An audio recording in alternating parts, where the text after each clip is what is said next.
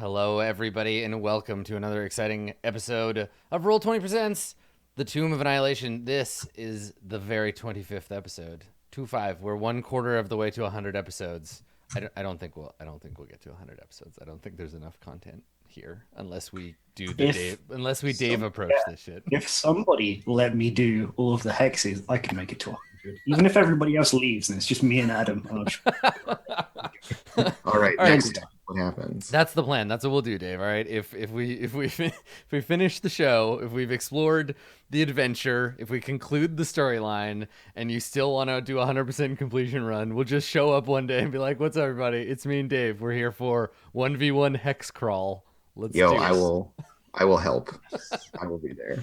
Yeah, I'm down to finish this with you, Dave. I will not. Dave will need Little Fox's ability to move you 3 hexes at a time because. I mean, and this isn't anything against all of you. It's not you. It's just I could probably play the whole party. Okay. Wow. All right. Well, I'm gonna sit back. I guess. Thanks for coming, everybody that isn't Dave. So hi Dave and Andrew. Hello. No, come back, everybody. Come back, friends. Well, we lost Dave. All right. So while we still have the whole team, Dave's comments notwithstanding, we are going to need everybody's fullest efforts today because the great vastness of the jungle awaits. And since there's so much jungle adventure to get to and there's still so much Chult to explore, I'm going to skip all the preamble bullshit. Also, we hung out yesterday, so if you want to see how we're doing and what we've been up to, you got to go watch The Burning Wheel. That's where all the other stuff goes on. We're here for serious jungle business. So let's introduce our characters for folks who may not have viewed this lovely show before. And then we'll get started. Let's begin with Ishi Snaggletooth. Elf, tell us a little bit about your character, please. Well, if you don't know me by now, you haven't been watching very closely. Ishi Snaggletooth, level 5 Battlemaster Kobold Fighter, incredibly adept at stabbing stuff and very charming. Incredibly charming. No one more charming than me. So there are some kobold NPCs that you may run into at some point in this adventure, and the whole time, every time I'm like, it might happen. Maybe this episode, maybe they'll run into them.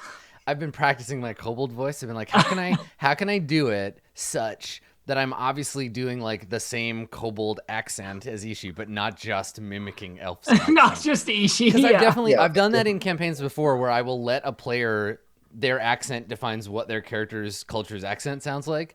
And then I'll just make it happens, and I'll just be like, nope, I'm just mimicking you. I'm just doing your character. I've heard from a lot of people that their kobolds all sound like Ishi Snaggletooth now, which is my favorite thing. That's so good. Canon. I'm into it. Cool. Down below, Distracted Elf, it's Comedian Crow. It's Andrew. Andrew, tell us about Little Fox. She's a big fuzzy friend full of anger and hammers, and she's a level 5 barbarian, and she's Furbolg, and she's real strong. Big fuzzy Furbolg friend full of anger. It's good. It's good stuff. I dig it. Apparently capable of running the entire party by himself over this way. It's Dave the Human playing Malik the Human. Dave, tell us about Malik. So Malik is a Malik the Human. He has the ancestry of brass dragons flowing through his human veins that allows him to be a sorcerer, and he likes doing fire-based sorceries. And he's the actual face of the party when we got to do dice rolling, because he's got the correct number. He's not as charming, but he's got the highest number. Yeah. So Charisma is not about charm, it's about force of will. It's okay. Excellent. And last but not least, up top over here, Arcturus Vuvaxath. Blue Jay, tell us about your character. Arcturus is a level 5 Triton Tempest Cleric of Istitia. He likes jungle business, serious jungle business. And like diamond mining or like... Oh no, I was thinking more Like about Azaka. like Azaka. Oh, business. Yes. I see. Cool. And he also likes Arakokra and doesn't like Fire Lady. What's her name? I feel like Arcturus has a bit of a romantic death wish in the sense that he seems drawn to people that would be his natural predators, like Which are amazing. Which is amazing. like birds and cat people. Like Arcturus, you need to check yourself. Actually, maybe there's a reason that you Hey, live don't among kink trophies. shame Arcturus. Just saying. Yeah. Just saying, if you're into the weird murder stuff, fine, but don't listen. Okay, we're on okay. game Can for we that. just real quick, like, we need to draw a line between the player and the character? Yes, obviously. Yes. 'Cause, you know, Is there, for people who are more familiar with Monster Hearts than me, is there a fish person playbook for Monster Hearts yet? there's a Selkie, That's not a fish person. A That's like Selkie an is a otter seal person. person, Yeah. but it's, you know, Is water. there like a shape of water? Like I don't fish know butt if there's a man? shape of I don't Oh, think boy, there We is. somebody gotta get on that. Okay, I'll be right with you. Right up the Arcturus. Perfect. Because actually, you could make this party pretty easily in Monster Hearts, right? Because there's like a lizard person, there's a Sasquatch, there's like a dragon person for sure, right? All we need is fish butt. there is both a snake and a dragon Perfect. in the extended playlist. Excellent. All Yeah, we right. can make it Well, happen. one day when we need to do like a very special episode, You set mean it- not like every very special set it in episode? Port Nyanzaru High School. It'll be great. It's the Port Nanzaru High Pteranodons. Exactly. Yeah. The Oh, fighting damn. the fighting terror Fighting folk. Pteranodon. Oh, my man. god, I want this now. I want the like high school like teenage drama, the fucking Against the Smallville. Omu serpents. Yeah. Right? It would be all the like Yeah. there'd be like the necropolis. Evidently, this is yeah. We've got the big game, and it's the big game that's- between Mesro High and oh my god. Yeah, there's even like there is a Chult sport, right? Yeah. Oh, yeah. Yeah. Do they play the actual like? Oh God, what was it called? The one with like the hoops high up on the walls. and No, you go that's get- from the Maztica. Road to El Dorado. Yeah, that's a real thing. It's but they in Forgotten Realms that they play that in Maztica. It's like Oh, a kickball basket kind of thing. Yeah, I forget Yeah, the I name can of never remember what it's called. it. I don't know. Yeah. But oh my god, this is good. I'm thinking all right, I'm going to ponder this later. No. But for this adventure, it's much more undead and scary stuff. We need to talk about where you're going to go because you I'm more have equipped for undead scary. you stuff. have the Ship. freedom Skip in the trees. That's where we you have go. you have the freedom of an open map. So yes, exactly. All the arrows. I think I'm getting what the party wants to do. Are we? Yeah, over You there. got 2 votes for going to the Oh, the ship. Yeah. Vote also number 3. There you So go. you've just ship- to quickly recap. The last episode was flying around in circles in the rain, and then flying to the heart of Ubtao, meeting with Valindra Shadowmantle, who was like, "Yo, Malik, your friend's petty morality is gonna drag you down, bruh. Bring me the Soulmonger." She seemed nice. She was Yeah. really nice and helpful and friendly, and y'all were just a bunch of weirdos. who showed Definitely up gonna at give her her house. the Soulmonger, 100%. Yeah. Yeah. And then you flew down here, and now you are landed in the jungle, and you gotta decide: are we gonna go check out this wrecked the X over here? For folks who don't remember, was a shipwreck, but in the top of the jungle, like it was a shipwreck in the canopy. A skyship. Yeah, let's Yeah, check I it. think Let's we're check in it out. spot. That seems like an okay, like, cause what is it? It's 70 miles there, and it's 100 there.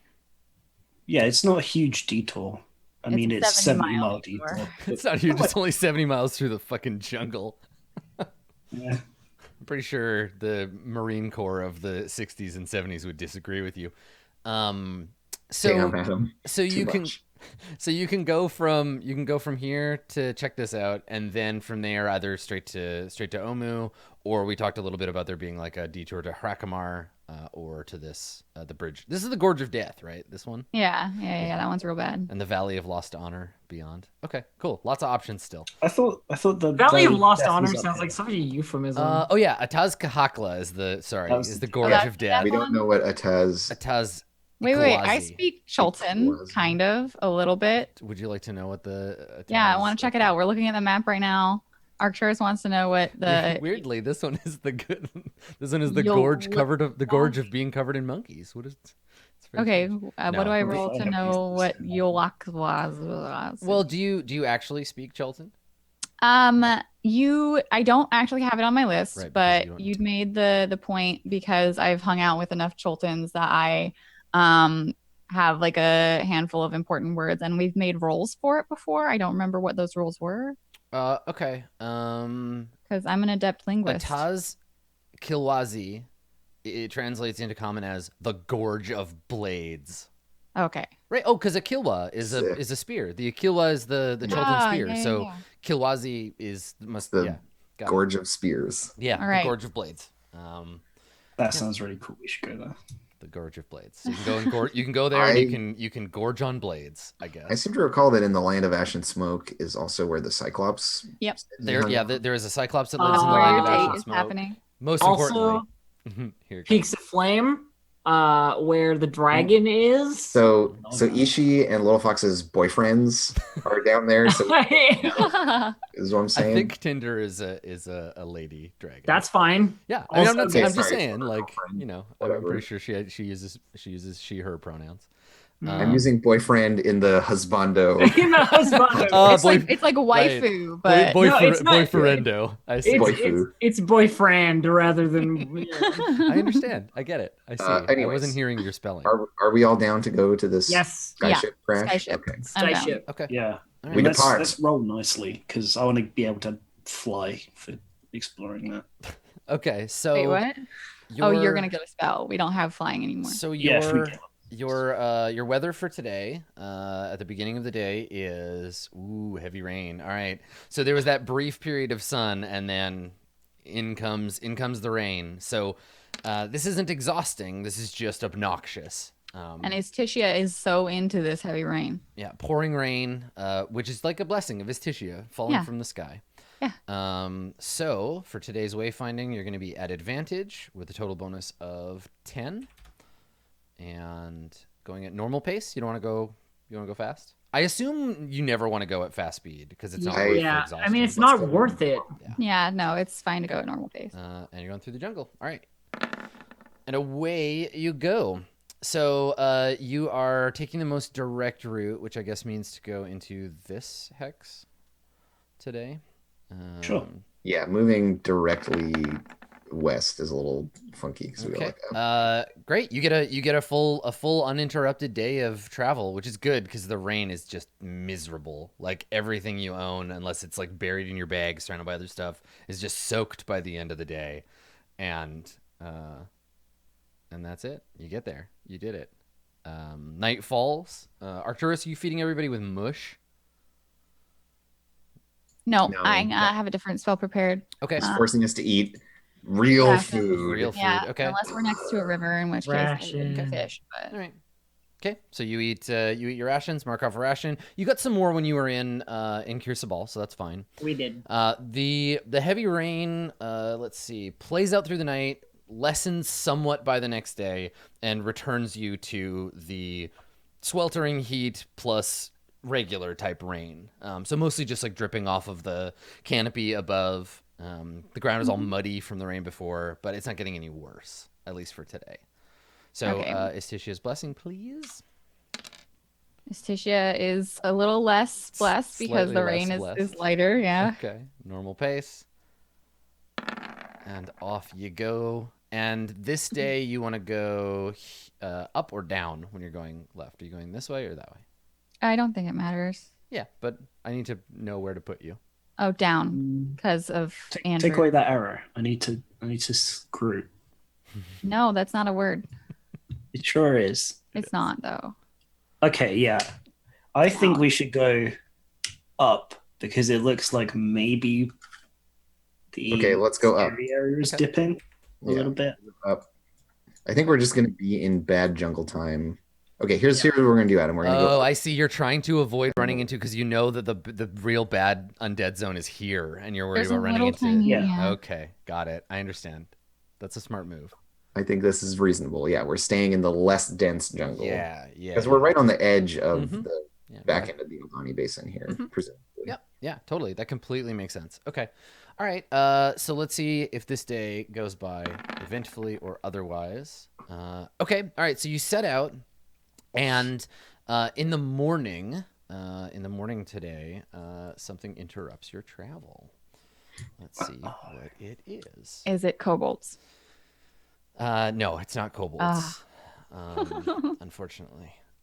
It is. Darn. Let's see what An happens adorable here. kitten that we pet. That would be really unsettling, actually. And, Yeah, it would. Just like in the middle of a That'd be jungle, very it's just like a tiny yeah, little that would be some Gygaxian horse shit. Like you're walking along and you see a single kitten with a little bow on its head, and it looks up at you and goes, meow. What It's a displacer beast.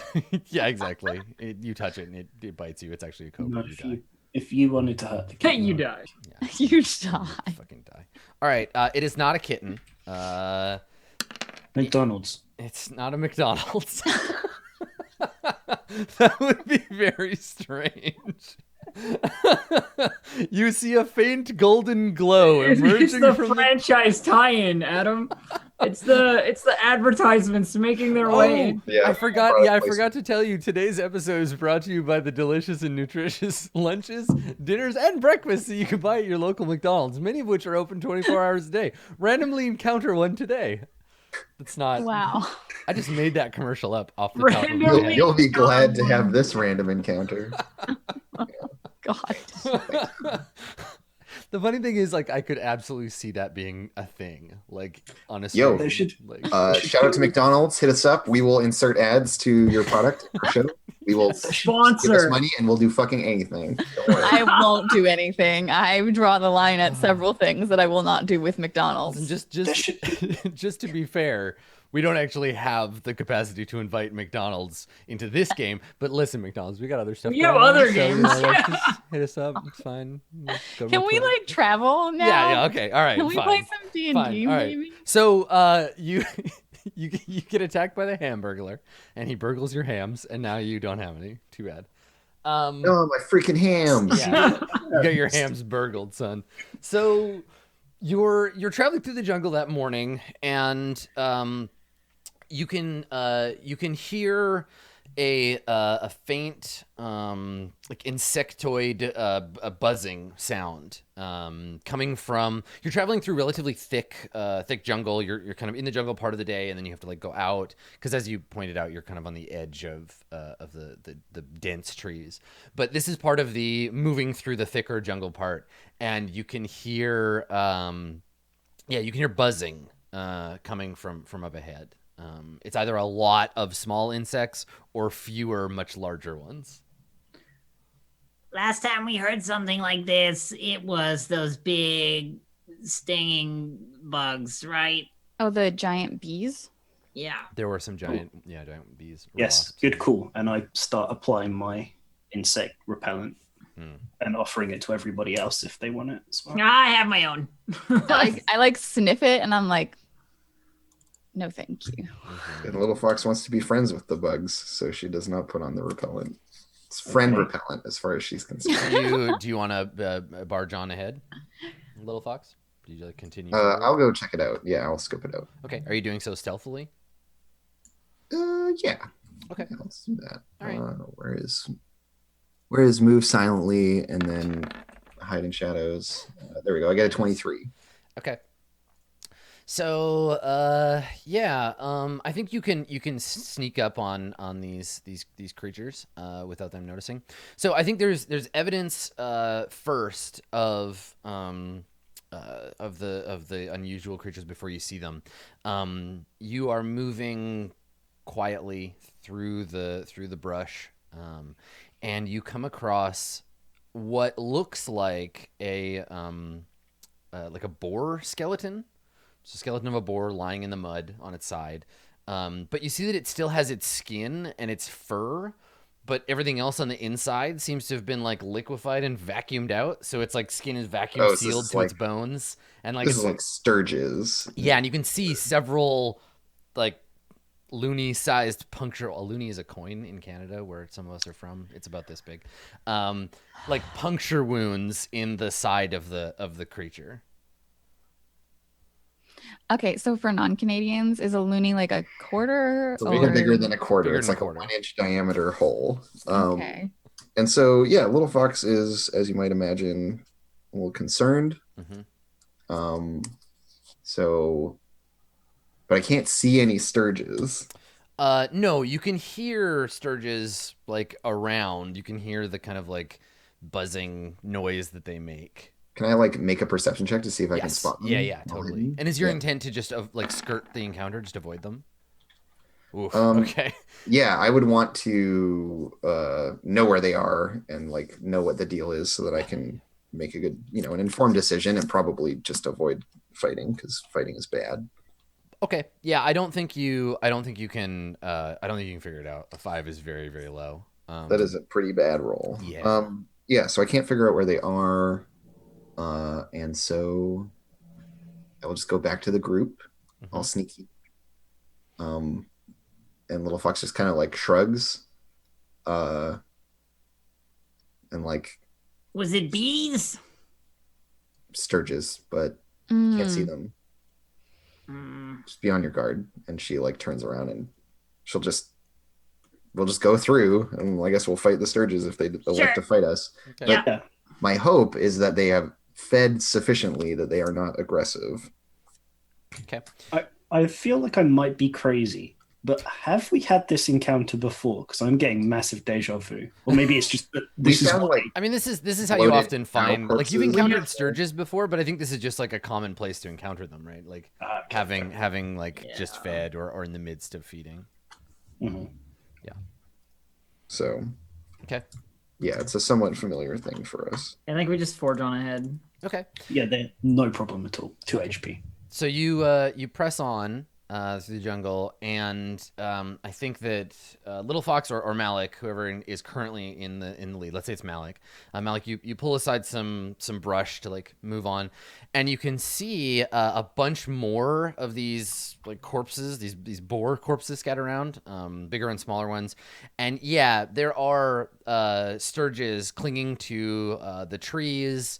Some of them clinging to these bodies. There's one in the middle, and they're like draining it. You can see these leathery bat kind of creatures sapping the life from this dying boar as it kind of like kicks a few times in the mud. Yeah, you would guess that there are I don't know, like dozens of them of various size like around. This is what they look like for anybody that has not seen them yet. They've got like four arms and like a long proboscis, like a frill of fur, and they're just like drying up this boar. It looks like they came upon a pack of them or whatever and attacked them. Most of the Sturges do look like they fed recently, and yeah, there's a lot of them around. What do y'all want to do? Yeah, I look back to everyone and I say, go around, and then like fire on the fingers and like, or we can go through.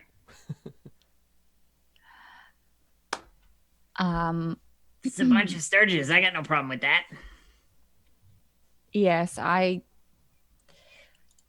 hesitate to, I don't know, agitate them. Who knows how many of them there are? It's quite a few, but I mean, if you wish to use your magics to clear the way.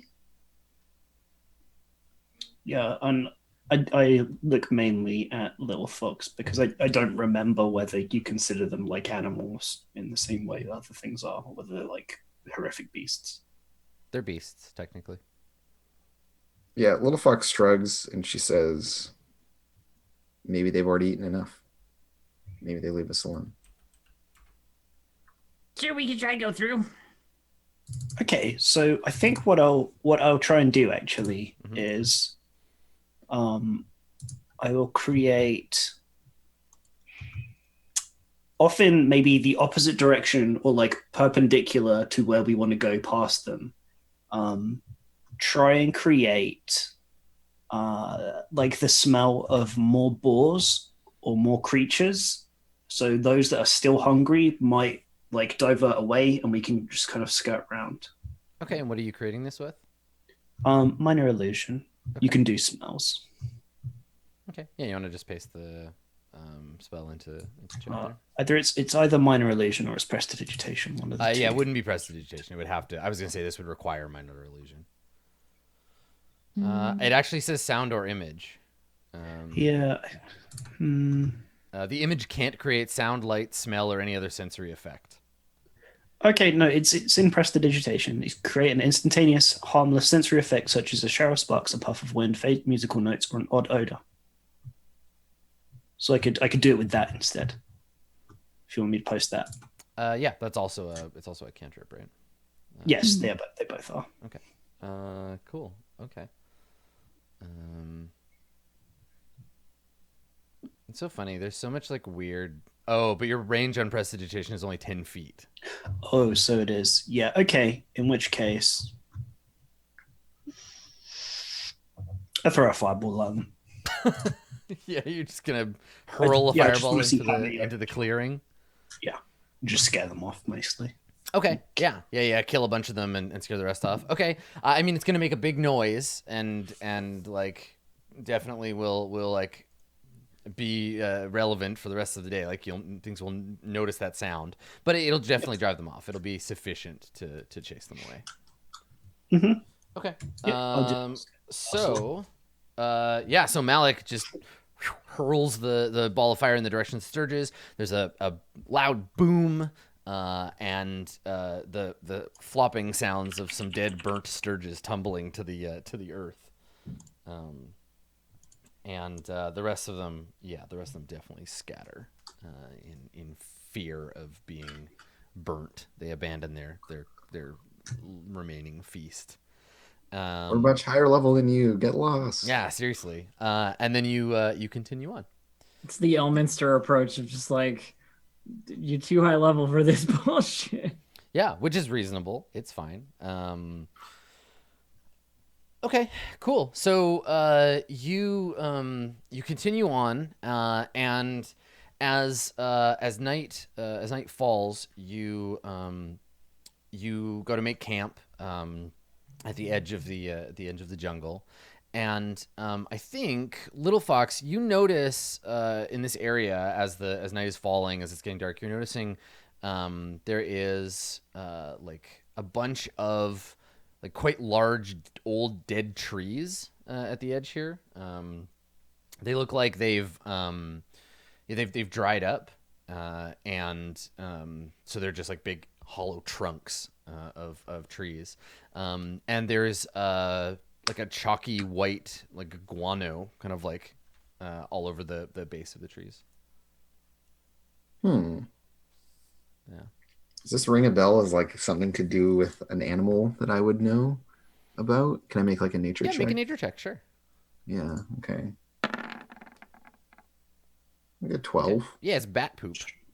Yeah, like it's definitely bat poop. bats. And then like it's not that they have dried out the trees, it's just that they're nesting. Yeah, probably that they use these trees. And it's getting dark now, so they've probably already left like the twilight hours. So yeah, they will probably return at the end of the night. So we definitely don't want to camp here, is what I'm hearing. Yeah, that sounds sensible. Yeah, so Little Fox will guide the party away from here. Like, Okay, make a survival check to find a place that's good for you, because this was the place where you're like, okay, we're gonna make camp. Then you're like, maybe we shouldn't. Yeah, and we got to do it quickly before night falls, that kind of thing. Yeah, exactly. Thankfully, Yeah, this is something you're 25. very skilled at. So yes, you managed to find a place to rest that is safe and far enough away from the bats, and you take your rest. Cool. Cool. Everybody eat a ration. Mm-hmm. And weather for tomorrow. Ooh, the rain gives up, but instead we have mist. I don't think we've had misty yet.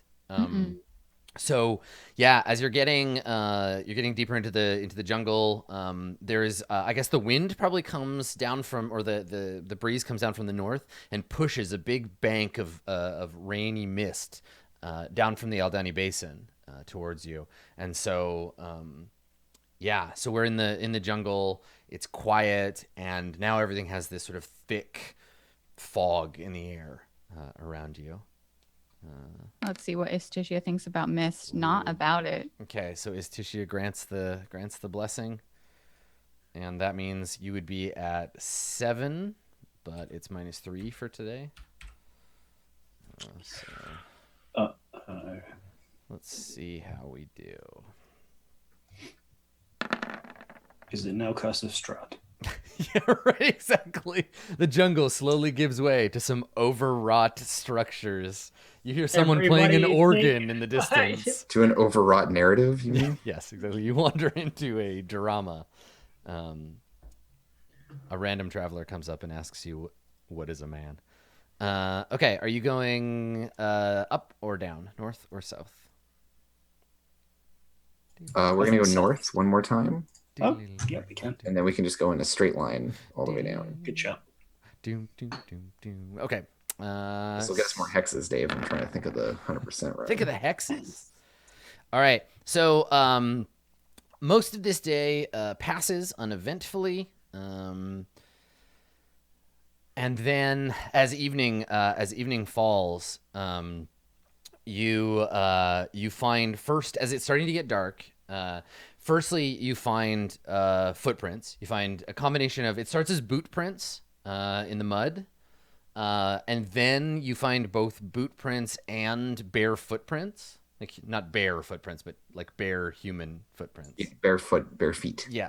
of humans. And then you find, then things get slightly more grisly. As you move through the mist, the sort of twilight mist, you see ahead of you a long spike on which a severed head has been impaled. So, yes, it is Curse of Strahd. Yeah, you find, yeah, exactly. No, so you find a spear stuck in the mud with a human head stuck on it. The head has been picked at by scavengers, right? It's missing both its eyes. The skin is drooping from decay.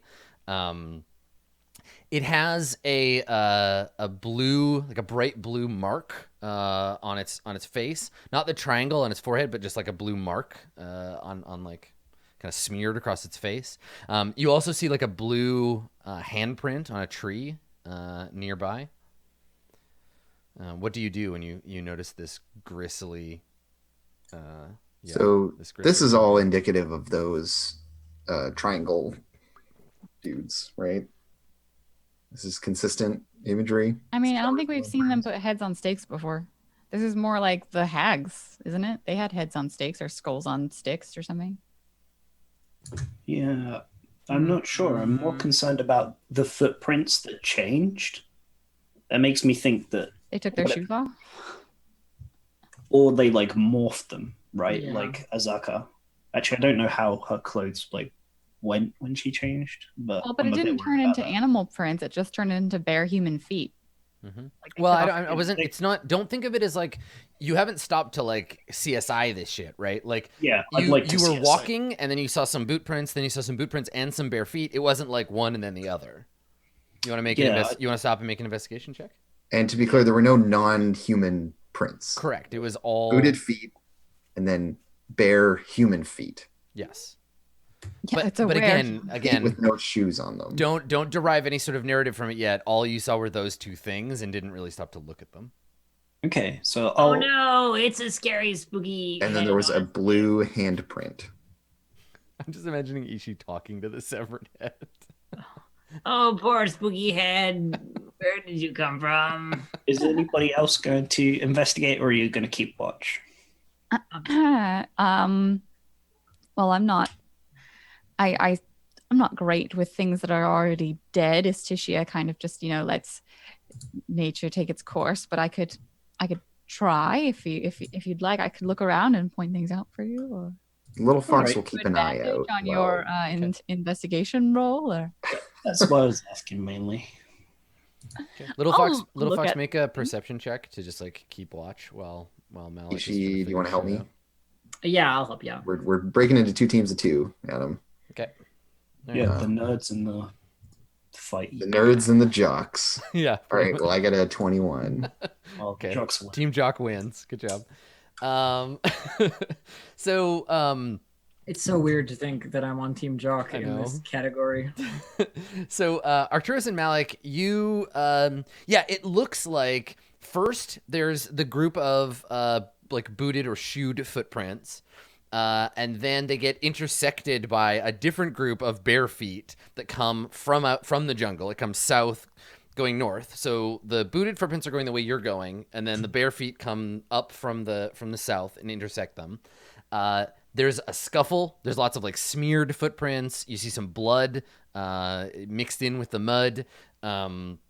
There's like a couple of like broken off arrows you find like in a bush. You find like a broken arrow. There was a fight. The people with no shoes attacked the people with shoes. Then there's a bunch of drag marks that lead north into the or back south into the jungle. Would you like to follow the drag marks, or are you just going to be like, no, thank you? It seems like, or I would guess, by the paint or the markings that they were come across by some of these cannibals of Omu, and looks like they lost. We could go and see if anybody survived. We're due to kill them anyway, I suppose. We could carry on. I certainly agree that we can not, well, if there are any left alive, we could try. Is there any indication, like, this is all fresh? It was raining yesterday, right? This all happened a while ago. These are not fresh prints. Oh, they're not. No. Fresh prints, huh? Yeah, no. Well, then You hear rewind. the sound of a bell in the air. It's too late to know how far these people may have been dragged. I am of course concerned about every individual, but we have a larger goal, and every day that passes leads us farther from, well, So what you're saying is keep going. Yes. Right? I do not know which direction these people were, but by the looks of that head, we are probably too late. All right. Well, I was going to leave it to you, so let's push on. Hopefully, I didn't have anything too valuable on them. That'd be a shame. Mm-hmm. And Arcturus makes like a kind of like, that's what you okay, like a little look, but doesn't say anything. Yeah, I think we're gonna We're not continue. gonna go looking for trouble. Not No. today. Okay. Not today. If All it right. was fresh, if it was like it looks like it happened today or yesterday, then I would have been like, yeah, let's go find these people. But like, you were like, nah, it's been a little bit. So Yeah, it's they're been a probably- couple of days probably. Yeah. So you just want to press on past Yeah. the impaled head? Yes, Uh, I leave my. Unless we get up close and he behind. starts talking. No, it doesn't. should we It's just should we the head of should a we dead leave person. that there? Why not? I don't. It's a little bit morbid, don't you? Okay, I kick the stick over. The head tumbles off the stick and rolls down a hill. done. Let's go. All right. Okay. All right. So Yeah. you press on, and as night falls, I think you see several more like grisly sort of trophies in the next like hour as you're leaving the site of the battle. There is a hanging from one of the trees. There's a half dozen like sort of wet bone like clusters tied up with string, just kind of hanging from the trees. You see the blue triangle mark of Ras and C etched on or painted on the side of a tree that you pass by, and just as night sort of as it's like, okay, we need to find a place to camp. I think just as that's starting to happen, you hear Ishi, maybe you hear a faint moaning coming from the mist ahead of you. You just hear someone moaning in pain or just outside of view. Anybody else hear that? Sounds like it could be a dead thing. Maybe that way. I like Yep. listen and Malik takes his staff, like picks it up in both hands, just like looks around, ready to do some magics. Yeah, let's go. Little Fox and Ishi will go up and check it out, I guess. I like try and be still, and like I like have my warhammer out, and like it's the loudest like clanking noise while I get it out, and then I like try and be really still, and there's like little like clinks and clanks and stuff. Arcturus is that asshole at the movie who like opens the bag of candy at the quietest part. Yeah, Good. that's fine. Nice. Okay, so you want to approach? Everybody want to make an approach stealthily? Is that the plan? Yeah, why not? They were stealthing. Everybody make a stealth check then. Everybody? I Yeah, thought 'cause that you're all Little approaching Fox quietly. and no, I thought that Little Fox. Oh, you're and- gonna just hang out? Okay. Yeah, got my hammer. Yeah, they're gonna check out and then come back to us. I've got some Wow. bad news for you, friend. Okay. Uh-huh. All right. So you hear them long after they disappear from sight. They move 150 feet away, and then you can just hear them quietly through the mist. And the two of you, move down a slight incline, sort of muddy incline, having to hold on to vines and stuff to steady yourself as you get down. And the moaning sound gets like louder and louder, and then you see a tree ahead of you, and it sounds like the moaning is coming from the tree. Now, right now, it's just a silhouette of like a large tree, but you just hear this like coming from the tree ahead of you. Oh, it's just the wind through the tree. It's nothing. I say, looking over at Little Fox, like, Yeah, and she's not so sure, so I'm gonna go up to the spooky tree. But is there like a clearing and then the tree? Yeah, this tree. It's a situation where this tree just happened to get most of the water and the sunlight and kind of outgrew the other trees around it. So there are lots of trees and like tangled roots and stuff, but the other trees are smaller simply by nature of this tree having like just This one's grown real big. Yeah. Yeah. Okay.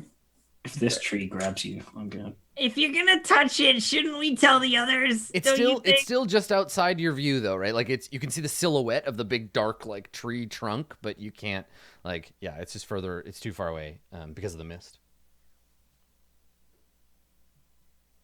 So Little Fox is gonna get closer. She's very on guard and ready for anything. She's got her weapon out. Okay. So as you get closer through the mist, it resolves that it looks like there's something like strange growing out of the side of the tree. There's like a knot or a bulge or something as you get closer, and then you realize that there's the shape of a person. You can make out like a head that's lolled forward slightly, arms spread out, and then you realize someone has been nailed to the tree. As you get closer, they're about like 5 feet off the ground. Their feet are about 5 feet off the ground. They have long like metal spikes driven through their hands and then like probably their elbows. And they're nailed to this tree. It's a human man. He's wearing a pair of like sodden trousers. His shirt has been removed. He's not wearing a shirt, and he has a long like cut from his like sternum down to just above his just below his belly button, and it's sewn up. Like it looks like it was hastily, like he was just sewn back up. And he's hanging from the tree. He looks like he's been here for a while, and he's just like groaning softly as he exhales. He has okay. not noticed you. I'm gonna go back for Arcturus and Malik. Arcturus could probably do something about this. and I'm gonna scamper off back towards the group to grab the two of them, because like if this guy's injured or like dying, which he clearly is, I want to get the people who can heal him there. Mm-hmm. Yeah, Little Fox is gonna scope the area, Mm-hmm. trying to still keep her head down, and just make sure that nothing horrible is about to happen. But Okay. Make an investigation check to like look around and just like be aware of what the deal is here. okay. Oof. It's hard. It's hard to The investigate. mud around the roots is all like smeared, and yeah, it's getting dark now, and so it's kind of hard to see anything. Yeah, you can't make heads or tails of what's going on here. But I think the guy on the tree notices you now. Yeah. And you hear him just say like, "Help, please." And Little Fox does not move or react or show any compassion. He doesn't look strong enough to and lift waits. his head. Like he hears you moving around, but he doesn't look strong enough to lift his head. His hair is all lank and hanging down in his face. He has this like head down. He's just like, "Help, please." Yeah, and he's just like groaning with every exhale. Ishi, you scramble back to Arcturus and Malik. I'm like, somebody looks really hurt on a tree over there. We got they're stuck and hurt, and you should come. Just follow me, okay? Yeah. Dish off back into the jungle, like headed back in the direction. I follow Ishi. Okay. Mm-hmm. Okay. So the three of you come dashing back and moving quickly with no intention of stealth. Little Fox, your friends arrive, and Arcturus and Malik, you see what I described before. You see the man crucified to the tree. Oh dear. Shouldn't we get him down from there? I didn't want to start prying off pieces until you were here. Right, of course. Little Fox. Before you get too close, and I'm like looking at the scar, I'm like, this feels a lot like this feels like bait. They wouldn't have left him alive otherwise. He's got something inside him. Either way, we got to get him down then.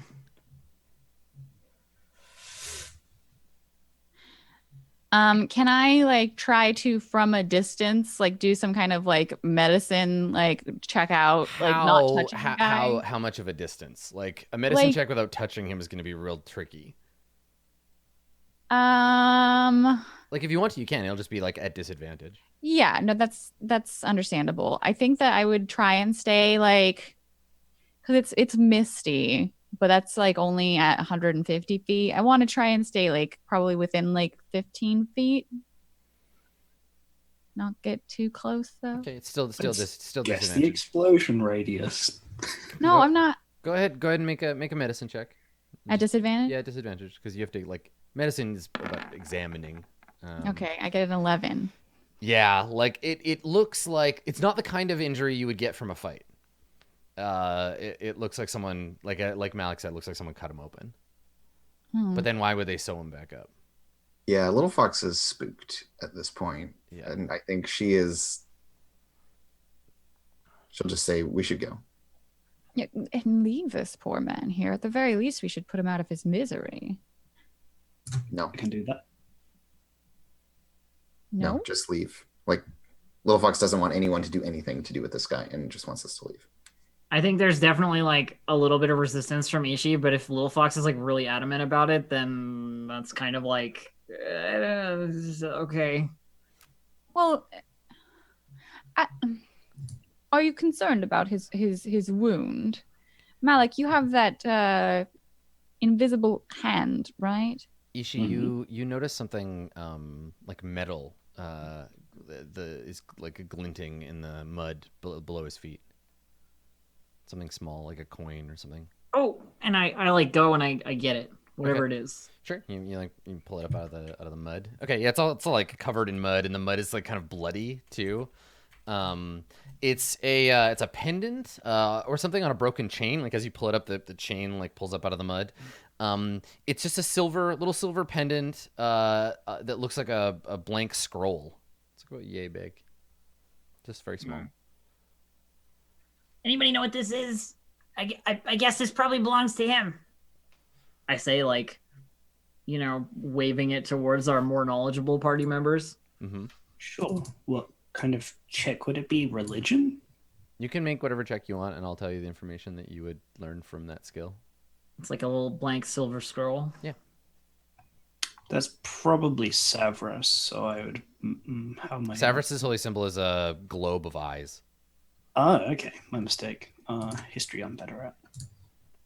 What dis? Your history skill, it doesn't look like an artifact. It looks like it was crafted like recently. It looks like a piece of jewelry, probably a holy symbol of some kind. What? You don't recognize it, little fox. Well, I can attempt to Ishi. Let me have a look. If Little Fox and Malik have both already looked at the thing and they're like, The guy's hanging on the tree like, please, for the love of God. oh, sorry, I put it at disadvantage. Oops. 23. That's okay. Yeah. Ignore the gray. You do great. No. You recognize this symbol. It is indeed a holy symbol. It's a holy symbol of the god Ogma. And Ogma. Who is known as the Lord of Knowledge, the neutral greater power of bards, inspiration, invention, and knowledge in Faerun. Leader of the deities of knowledge and invention. Symbol is a blank scroll. Patron of bards, the wise god, etc., etc., etc. Right. I understand your hesitation, Little Fox, but I really can't just leave this man alive pinned to a tree. And I would go probably closer and see if I can get a within examining distance, within 5 feet, and see if I can figure out how he's pinned to the tree and how he's hanging from his arms. Yeah. Just his arms? Yes, which means his And shoulders are probably broken. And, yeah. I can't reach. Yeah, you'd have to climb up there to get him. Yeah, I can probably mage hand and try and pull, but they're not very strong. It depends. He's hammered in there deep. For them to be hammered in hard enough to hang a man from the tree, mage hand would not be strong enough to wedge them out. Okay, totally reasonable. I was more thinking that perhaps we could, duck away and you could mage hand at the wound in his stomach and see if that's something immediately dangerous. Or you know that there's a man hanging here you're talking about who's suffering here, right? This is not something to stand around for. Are we pulling him down or are we leaving? That's it. We should get him down, but I don't wish. Okay, I go over to the tree, I climb up the side, and I pull an iron peg out. Okay, yeah, make an athletics check to cover both. I duck to the side of the tree, so if his stomach explodes or something, I have some cover. 18. Okay, yeah. So you scramble up the side of the tree. It's pretty easy to climb, rough bark, and then you get both feet on the tree and And which one are you pulling? He's got 4, one in the elbow and one in the Okay, wrist. he's got 2 per arm, sort of thing. Well, I start on one arm, obviously. Start on the wrist. So you grab it with both hands and pull it. You yank it out of the tree. And then fall, right? But not hard. You just fall in the mud, and roll backwards, get all muddy. But you've got this, you could use it as a stabbing implement. It's just as long as your arm. Yeah, there's a good dagger here. And you yank it out, and it's pretty rusty. It looks like a construction nail. It doesn't look you'd guess that you would see something like this in holding bridge ties together or building a boat or something. Yeah. And his arm kind of hangs limply. And he groans in pain, but he's too weak to shout. I mean, I'm gonna keep pulling pegs if I can. I will. If Ishi's pulling the pegs and out Little of Fox, his you're just arm, standing back oh no, thank you. Yeah, this is clearly a bad thing, and she doesn't. I think everyone else values human life in a way that Little Fox totally. doesn't. That's fair. Yeah, and they're it's important to get this side down. She's just no, we can just let him die. It's fine. I totally agree, and I think it's one of those things where had there not been further pushing, Ishi probably would have been okay, fine, Little Fox, yeah, you're right. It's not safe, and she knows it's not safe, but she's good. You know what I mean? Yeah. She has to. yes. So if Ishi's pulling the pegs off of one side first, I would try and support the guy so he doesn't just slide and so if the two of you are going to work together on this, go ahead and you want another make an athletics check as a group, as a team. Whoever's got the highest athletics, roll, and then with advantage. Do you have any I do okay. With advantage. Yeah, you do yours. Great. Okay. Perfect. I think you get him down, but it's not it's hard to be gentle about it. And by the time you get him down, you can tell Arcturus that he's dying. He was dying before, but now the process of getting him down has jostled him enough that his wounds he's going to die if you don't do something. Well, I mean, okay, so that's if he has 0 hit points, but I can cure wounds level 1 to well, I mean, I guess I'm curing wounds for, like, you don't really aim it at anything. Like, I don't No. want to cure the whatever he was like. So Spare the Dying will keep him from expiring for now. Yeah, that's Which the is fine. intention. Okay, so you bring him down, and Ishii, as you kind of like make sure his head doesn't bong on the ground, Arcturus is praying to Ishishia to like make sure he doesn't die. And now he's lying there, barely breathing, and yeah, and you've got him down from the tree. But before we examine him any further, we are due for a break. So we will find out the mystery of the crucified man when we get back. Stick around. We'll be right back with lots more Roll20 Presents Tomb of Annihilation. Don't go anywhere.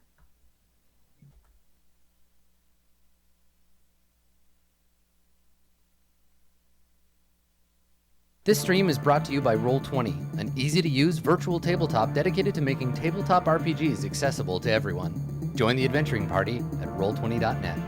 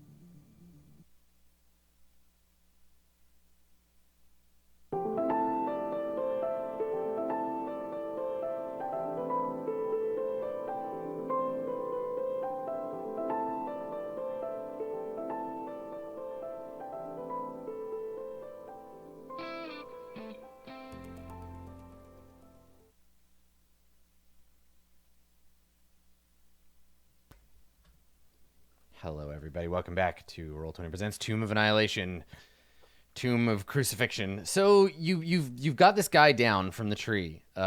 He is. You spared the dying, so mechanically he is stable at 0 hit points. But if he takes any more damage, it's like dead city. So he's not okay. Something terrible has happened to him. He's lying there in his soiled underthings, smelling like somebody who's been hanging from a tree for a while. What are you gonna do? What do you do with him? I want to, now that he's like on the ground and like closer, I want to like examine specifically the place that he was cut open. Okay. Where is everybody while this is happening? I'm back a little ways. I'm keeping my distance. Okay. I can't imagine that I'm keeping my distance. Okay, so Lil Fox and Malik, you're like a bit away, and Ishi. I'm trying to help Arcturus. Yeah. Okay, great. All right, Arcturus, you can make a medicine check. Okay. Is Ishi like actually helping me, or I don't think in this case Okay. Ishi can't. I don't Ishi has think- I nothing don't to think I offer. can. I get an 11. Okay.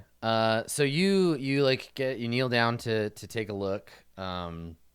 And yeah, so he's like I said, like right under his rib cage. It looks like he's been like cut open and then stitched back with like twine. There's blood everywhere. Like he's covered in blood from ostensibly whatever happened to him. But he doesn't have the look of a person who's like hollowed out, right? Like he's not all like emaciated or anything. With an 11, yeah. I mean, that's all you can kind of tell what's going on. Okay. And he's like unconscious at this point. More or less. Don't you think if you could get him up, like talking, then we might know what happened? Certainly.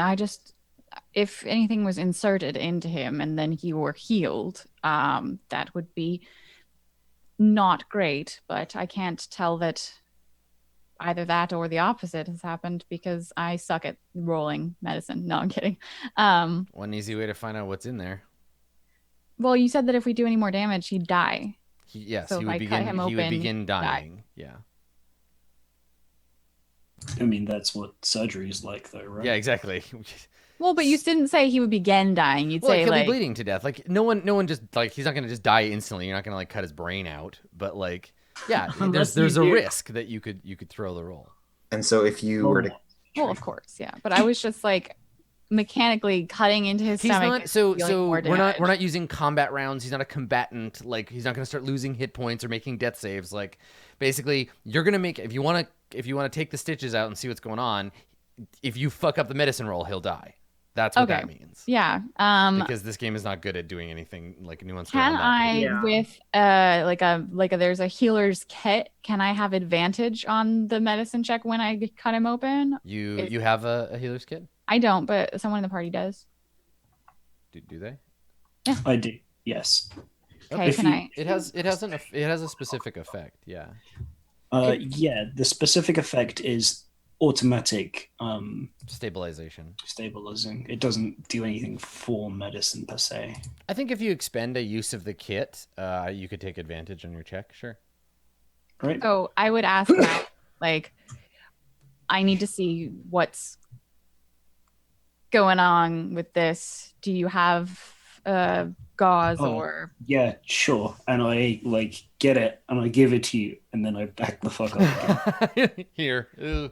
And I guess I would look at Ishi and be like, would you also like to get to a safe distance? Who's gonna protect you if something busts out and grabs your face? No, I'm staying here. All right. I mean, you're quick. 30 feet is not so far. But it's your choice. And then I would go ahead and everyone's standing 30 feet away, just being like, like hiding behind a How's it going bush. over there? 10 meters away. Okay. Okay, so yeah, I give you a chance to like leave if you want to, and then I'll make the advantage medicine check, cut the Mhm. guy open, see what's inside. Yeah. What is inside? Okay, so you take a not a scalpel, but like a sharp I have knife. a dagger. Yeah, well, no, the medical kit would have something for it. So you take like a Okay. sharp knife and you 2d6 grung. and you cut through the twine, and he's like groans in pain, and you slowly like cut through the next one, and you can see like under his skin, you see the like. Have you ever performed surgery on a person before? Arcturus. Arcturus, do you know what like human organs look like? Clerics is mostly magic, so I'm But gonna. you have the medicine skill trained, right? I do have the medicine skill it's trained, possible. so I guess that there was probably like a training where I was taught, but because Arcturus is a anthropologist, I'm going to also guess that he's been taught and maybe seen like drawings, but never actually damn it, like Ishi. done I'm an it. anthropologist, not a doctor. Yeah. Yeah. So there's definitely like he's been trained in medicine. He's seen like pictures Okay, and yeah, like yeah, sure. studied. All right. He hasn't actually done this. You're fucking Dr. Zoidberg.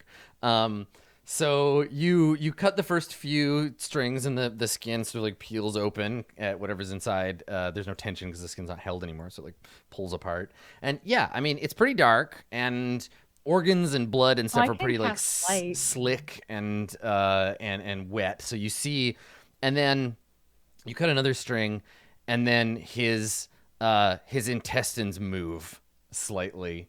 They move in opposite directions, so you see the like wet slickness of his organs go like and like constrict almost inside of him, and he like moans in pain and like thrashes his head a little like Oh dear. I'm gonna guess that there's something living in there that's not this guy's. Is there like, can I cast light to get a better look yeah, at it? sure. Okay, yeah, I cast light to Okay. like. So you cast light.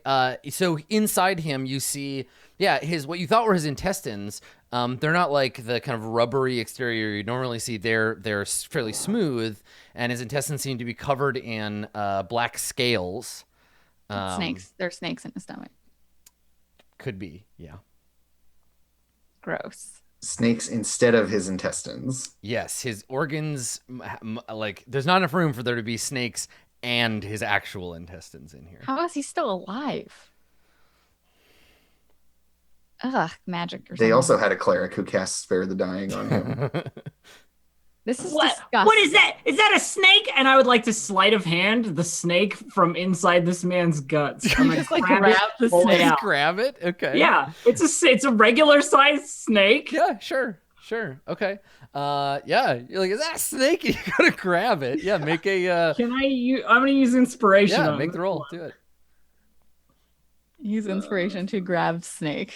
27. Nice. Okay, so you lunge in there, and you see Ishi's hands disappear up to the elbow in between the like coils of this thing, and you feel like something, and you grab it, you yank, and the guy moans in pain as you like. It looks like Ishi just pulls this guy's intestines out by the end, right? Like it like uncoils wetly and then snaps at the end and like flings blood all over Arcturus. Like, and now you're holding this. I gag. You're holding this black, like adder or something in your hand. It's got its mouth open. It's like hissing at you and spitting, and you're like holding it at I'm arms length, holding it and at like arms like I'm its like tail is whipping back and forth, and there's blood flapping everywhere.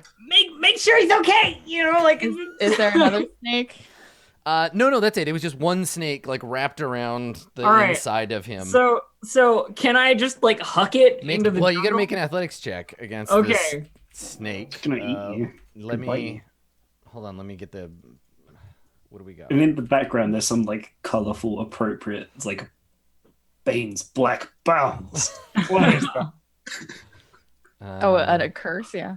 Here Yeah. we go. Okay. So yeah, make a roll here for this. Let's use this snake. This should be fine. Okay. And we're gonna make an opposed. You're grappling the snake, so make an opposed athletics check. Okay. Oh boy. Okay, now for opposing a grapple, do I have to use athletics, or can I use acrobatics too to oppose it? If I could use acrobatics, I No. would have See, done that's the thing is, I think for escaping The the grapple, it's grappler different. has to use athletics. All right, well, whatever. Has to use strength, Yeah, but the you could grapplee. So I can use. Okay, he can use his dex. All right. So Yep. Snick boy. 1. Okay, he's all slippery with blood and stuff, and he like squirts out of your hands, and like lands on the ground, and then immediately like coils back up and like hisses at you, like getting ready to strike. While that's happening, you're doing that while you're like wrestling the snake. The snake wins, gets free. Arcturus, what are you doing? I think that while Ishi grabbed the snake, I would have looked back to this guy's intestines to see if there was more snakes. There's nothing. You like look in and you literally see like his spine. Okay, so he's dead. Heal him. I mean, there's no you don't. There's no Arcturus healing doesn't potion, have the doesn't magic have- to restore someone's organs. Like this, yeah, this guy is like cursed to die. Not even Yeah. restoration. Oh, I mean, maybe you could bring him I'm back not to gonna- life. Yeah, but- I don't have or restoration. reincarnate him or something. Yeah, this is outside of your magical. I'm Like, just gonna toll the dead on this guy. Okay, so you just put your hands on his. What does that look like? How do you like send him to the grave here? Okay, so that was the best I could have rolled on damage for that. Yeah, Let me just you blow him tell you. away. Double 12. it's like you a just bell, reach out and he just blows up like the No, end of that's an not how it episode of happened. Panty and Stocking. a bell rings from nowhere, and then he just kind of withers into dust. Yeah, he just like fast like that the high speed photography of the fox corpse like turning all like moldery. Yeah, I feel you. So yeah, you just the bell tolls and he His body like disintegrates. mummifies in fast forward Yeah. because all of the moisture is comes out of Ishi, can you roll initiative real quick? I just want to see sure. whether this Snick or you gets to go first. 11. Okay, so you get a chance to go first. You're currently like engaged with this snake. What I are you gonna do? stab it with a rapier. Okay, you miss, and it like Stab it again. okay. That time you hit it. And that's 9 damage. You make the snake angry. You stab him. It's still your turn, right? You get your bonus action on your move. I action surge. Miss. Oh God. You need to take lucky. 19. Okay, you hit it. For There you go. 15 Okay, damage. so we look over and you just see this like angry snake trying to like fight Ishi. And at its like when it's reared up at full volt, it's like eye to eye with you. So you're kind of like it lunges at you. You block its fangs with your sword, and the two of you go back and forth. And you like stab it quickly, and then stab it again, and it just kind of wriggles and then dies on the ground. Good work. Okay. Well, that could have been worse. Is he okay? Oh, No, no. he didn't have Never any mind. intestines, just the snake. So That doesn't make any. well, he's not in pain now, so we can move forward and find some place to camp where there's not Yep. a crucified snake organ man. Are we like how set are we on going to Omu? Malik That's- is suddenly rethinking the whole fucking situation. If this is Well, the thing. Malik, if your I'm not- organs get replaced by a snake, rest assured I will give you the same swift end as I did this fellow. you can't like learn resurrection magic instead, because I'd prefer that.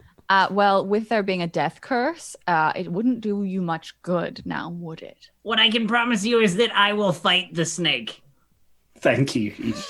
I'm gonna throw up. So, cool. I assume you don't want to camp out here. No, camp out somewhere else Okay. that's not here. So, Little Fox, after that unsettling situation, you You need find to hustle us to another camp yeah, spot, You find or a camp. Yeah, you find a camp spot to Okay. To rest. And then everybody does. So you eat your rations and you rest. So Little for Fox doesn't bother saying "I told you so." She just makes food. for that whole snake tree situation, everybody gets 220 experience. Do we get any XP for Malik's casual fireballing of Sturges? Malik can have 50 experience for fireballing the Sturges. So 220, you said? Yes. Okay. Cool. And you rest, and the mist gives away. The next day, it is dry and sunny. So remember, Ishi, you're going to be at disadvantage for stuff during this day. It's bright. The mist burns away, and the sun comes on full force. Thankfully, you're in the jungle, so there's like some shade. But as we discussed, when the weather's like this, it's not Ishi day. Arcturus, Is it Istitia yeah, day? can you see if Istitia likes today? Istitia Oh, is yeah. Istitia's about it. occasionally okay with dry sun, Okay, all right. evidently. So I didn't know this about him, but you learn something new every day, you know? yeah, God works in mysterious ways, even the water god. Okay, all right. So down now. Okay, into that hex. Yeah, we're just a straight shot to hopefully the X. Oh, nice. Okay, today goes by, thankfully, Ishi, the horrible day of sun goes by uneventfully. You don't have to do anything with the sun in your eyes. You Except for just complain a lot. sheltered under her Yeah, hat. you get that big hat. It's all good. I would just, a quick aside, suggest to read in your head the comment in chat. I got in one little fight with the snake in guts. I said, the surgery is classified as medically nuts. Very nice. Good work. Good work, Glenn Beckett. You did it. So the sunny day goes by, and you get to the end of the day, and you get to rest. Okay, so and you more can rations? Use your rations again. Yep. And the next day's weather, heavy rain comes on back. That's why Istitia was so happy. Yeah. Rain pouring down on the jungle. And the next day, let's see, that's a 9. The next day you continue out into the jungle. Now, is this which direction now? Down. Down again? Okay. Down, Yeah. down, down. You're almost Down there. to Boat Town. Okay. All right. So, this day, this rainy day, you head out into the jungle, and let's see if you run into anything today. Ooh, you do not. Look at that. What? Cool. There you go. So another day of travel. The last few days have been mercifully uneventful. The next day is going to be rainy. Okay, well, another ration, another blessing of Istitia on our travels. I need 1500 XP before we get here. Can we just walk backwards and forwards really fast over the same spot? No. All right. So 10 skill bonus on today's travel. At this point, it's quite difficult for you to get lost, which is nice. I mean, we've spent so much time in the jungle. We're good at jungle now. You head back into, if this were a game where doing something made you better at doing that thing, then If yes, that only would be true. we're so easy. Yeah. Okay, so you travel, and this will be the last day. The next day, you'll get to the site of the wreck. And today, let's see if anything happens. Let's see.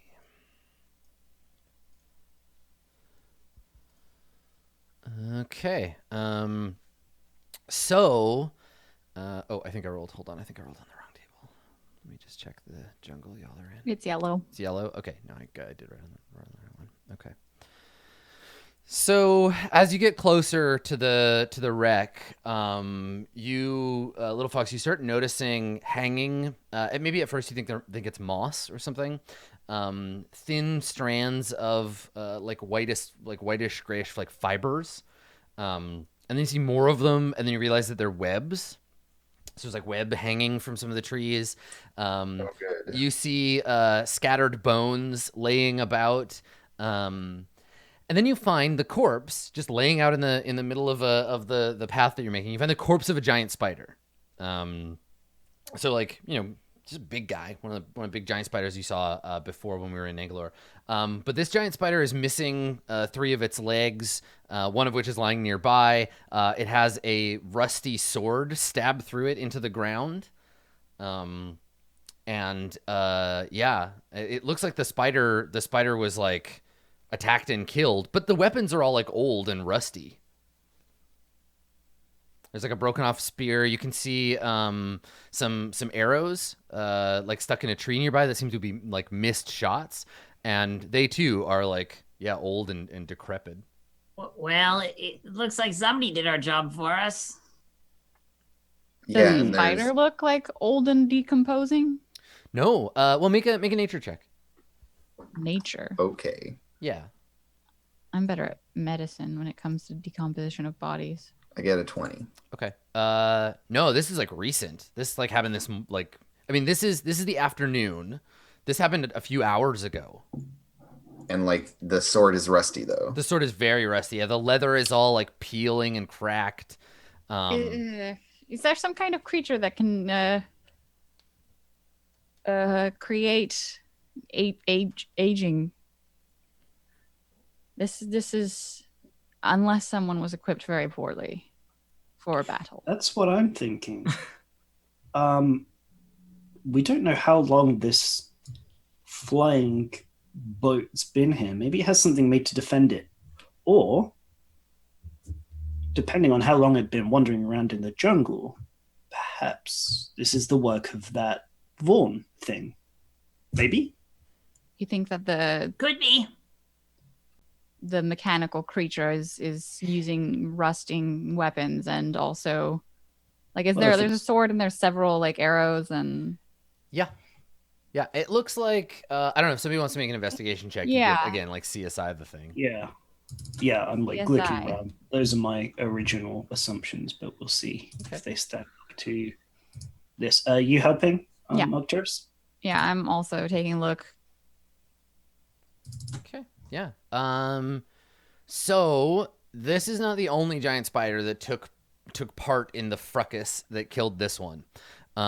You look up one tree, and there's another one, a dead one, hanging, and maybe it startles you because it's hanging with its like legs down, right? You look at it, ugh! But you realize it's been perforated by a half dozen of these arrows.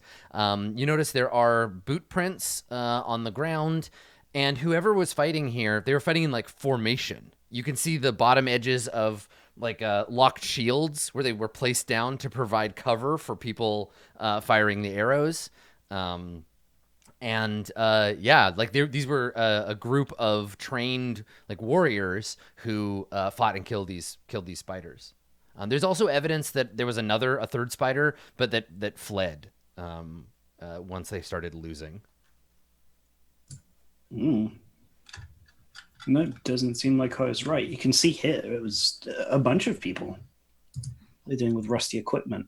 I guess desperation. I'm hard pressed to see how men who fight in formation like this would allow their weapons to be so shoddy. But perhaps Whoever fought these giant spiders suffered no casualties either. There's no drag marks. There's no dead bodies. There isn't even any evidence of blood. Hey, so you know who has really old weapons and also knows how to fight if they're real smart? Things that are dead things. I Legion. never seen them do it like this, but it's possible. Well, regardless, they're no longer here. They've destroyed their foe, and I don't think that we have anything to do with this place. We should just leave. Are there like footprints that we can try to follow? Yeah. Yes. Yeah, there are footprints. And this is a fresh This fight happened only a few hours ago. As opposed to the other one that was like days. Okay. So Little Fox would rather catch something than get caught by something. Oh, but the thing is like, I guess humans aren't always good, and we have no way of knowing if these are humans or humanoid. Yes, that is very true. Humans are not always good. That's But the like name my of thought today's is like, episode. if these guys were just fighting some like giant spiders, then like why are we hunting after them? Well, just so they don't sneak up on you. Like if there are trained professionals around, then you don't want them to like sneak up on you. I mean, I also don't want to sneak up on them. No, That would be a bad start to a conversation. I But think I'm with Little Fox here. This is both dangerous and intriguing. Yep. sure, I'm just, and like Arcturus like wiggles a little bit, and there's like clanking, clank, clank. He's not very sneaky. So Okay. Well, Arcturus, would you like to take the rear on this one, or? yes, I would very much like to. Okay. Well, before you try make the and, stealth like- check, you can ask for Istitia's. I will probably ask for Waves. Asticia's blessing on. You just rub like the sacred water like in the joints to stop it like creaking. The water of silencing. Sure. Okay, so we're making some stealth checks and then tracking it. Yes. Yeah, please everybody make stealth checks. And then who's Okay. leading the tracking? Who's going to do the actual like following the footprints? I'm going to be adding a D4 roll to this, but I'm going to lead the tracking. Okay. So that'll Makes be sense. nice, Malik. Good work. So sneaky. Okay, 11 plus D4. That's not bad. Okay, like a 10. That's not great. I How got is a it 13. that I always end up with the lowest stealth check in these freaking group stealth check? I've got 8. 8. Don't worry. You know, if you had RNGesus knows that Ishi has a really hard time with stealth. Like you find yourself singing at the top of your lungs, and everybody's like, "Ishi, stealth mission." Oh, sorry. Yeah. Sorry, I was just really excited about us sneaking up on those guys. You're singing a sneaking song. Okay, She so likes go ahead and roll survival, because that's the tracking skill.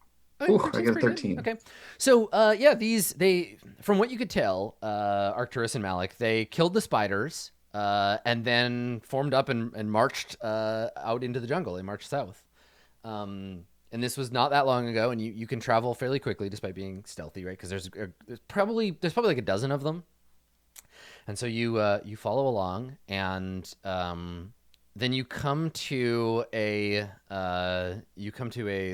crest, a little ridge, and there's like a muddy kind of incline down to an area, and you all kind of hide behind a log because you can see there's like a camp down below. So you see a half dozen rotten canvas tents. You see a cook fire with a rusty iron like pot sitting in the fire. The fire's not lit. You see what looks like a clothesline with some like tattered, sodden cloaks hanging from it. And yeah, and I don't think you just like you peer over and you see this. You don't see anyone around. Are we sure? And I'm like trying to keep like, at a 13 stealth roll silent, like quiet. Are we sure that this was recent? And Little Fox shrugs because it was my investigating, right? Yeah. I'm feeling particularly sneaky, so I'd like to try and get a little bit closer and see if I can work out what the cloaks were, like what kind of humans we're dealing with, whether they got like a fist on them, Humanoids. other fist, or Okay. What kind of metal gauntlet? So you will have to re-roll stealth because this stealth check was the like not getting noticed on your way to the camp. We don't let it roll, so you got to make another. Okay. You have to make another. Yeah, stealth that's roll. fine. That's okay. I'm overcome with curiosity. Much better. Okay. You All are right. lucky. Do So you wanna as be lucky? you, I am lucky. I am lucky. you want to roll? Give me 1 second. Okay. All right. So they're like wool cloaks hanging, dripping from recent rain. And as you get closer, you like start sneaking up, and then you hear voices as the one of the tent flaps like opens, and you see a gaunt figure emerge from the tent. He's wearing like a uniform that is hanging in tatters from his bony form. He has a skull with no face on it atop his body. And he comes out of the tent and he like stretches, and his little jawbone like opens and closes, and he's like, another day in the jungle, hey boys. And like the other tents like open up, and these like other skeletons emerge. One of them like picks up a rusted sword from a barrel and like takes a couple of swings with it. One of the skeletons like pats him on the back, and he's like, there we go. And then you see the camp kind of coming to life as these like skeletons all like emerge from their tents and start like securing the camp. And one of them who is wearing this one's wearing armor. He's got like hanging like chainmail, and he's pointing at the skeletons, and he's like, Sergeant, light the fire. You there, secure the perimeter. And they all like are talking and like setting up camp. They don't seem to have noticed you yet, Malik. I'm like kind of standing in shock. I'm like, what? And I like Okay. look back at everybody else instead of moving. Right. I have a really important question. Yeah. Sorry, are the encouragements that they're getting things like step lively now? Or One of like them. how silly are these skeletons? I mean, they're not like goofy. They seem like an eager military company in high spirits. Yeah, so they're just like they're This is starting. weird. They're coming out of a rest, and they're getting the camp together, and yeah, and so you see one of them pick up like a bow with no string and like hold it and like kind of like draw it, but there's nothing, and he like looks at it, and he walks over to a barrel of like old kind of like decrepit arrows, like takes one out and like looks at it, and they're just checking their gear and like, yeah. Have I ever encountered undead that are like organized and intelligent? Can I like make a Literally all the undead you have ever encountered have been in this campaign because you were not an adventurer before we started. That's true. That's true. So no, I haven't. This is so strange. Maybe they're cursed. Maybe they're not actually skeletons. Maybe they just appear to be skeletons. All of this is running through your head. Yes. Malik, you've like frozen. You look back at your friends. Yeah. I give you a solid one of these. Yeah, and I like turn back to look at them, and that's probably when they notice me because Yeah. I haven't done anything to Exactly, hide. and one of the skeletons sees you, and he's like, Commander, we have an intruder. And someone else is like, intruder, sound the alarm. And then another one picks up a cowbell and goes to ring it, and the cowbell just crumbles into like rust. He's like, bonk, and it comes apart in his hand, and he looks up and he's like, alarm's broke, sir. And they all like are kind of like looking around and trying to figure out what to do. And the commander points at you with a bony finger and he says, freeze. And he starts walking over towards you. I would rush Put my forward hands up. probably. No, And like, no. I say, stay back. I got this. Well, so I need are the to- are the other three of you trying to stay hidden and just allowing like Malik to take the full force of this, or what I do you want to talk to the skeletons. well, yeah, but I was gonna like I unless you said stay back before I did the thing, like I don't know, but like I would have like also been Okay, like, yeah, so hey, Arctur no, like, just don't- stands up like, oh, I'm sorry. I was like, well, like don't fire. Well, the- those And of so- us who are professionals So the Yeah. commander's stay like, hidden. the commander looks up and he sees, he's like, oh, we got two of them. And a couple of them come running up the hill towards where Arcturus is. Little Fox and Ishi, do you want to try to like run and hide? Yeah, are we gonna sneak around here, Andrew? What do you reckon? Yeah, I mean, Y'all should. You could. Little Fox does the shush motion and then goes invisible. And I will dash while invisible to some other spot that's like a better hiding spot from a bit further away. And just like stay hidden as best as I can, expecting Ishii to do the same. Yeah, and I do. I try and find myself a little thicker undergrowth here, so that I can stay out of the way of these skeletons. Okay. Yeah. So you can both make stealth checks. You sort of scramble as Arcturus and Malik take the Can I to have the attention. advantage because I'm literally invisible because I'm using my hidden step feature? Yeah, it only lasts for a little while though, right? It It's lasts like for, one this- round. Yeah, so it's like you yeah, can, like, sure. Yeah, dash take while advantage on it invisible. because you're going to be in a different place than you would have been. I get a 16. All right, that's fine. So the two of you like scramble to hide. Arcturus and Malik. Arcturus, two of them come up the hill towards you. They like march up the hill. One of them has a spear. The other has a sword that's broken off halfway up, and they're like, "Come on, intruders!" and like to bring you down the hill.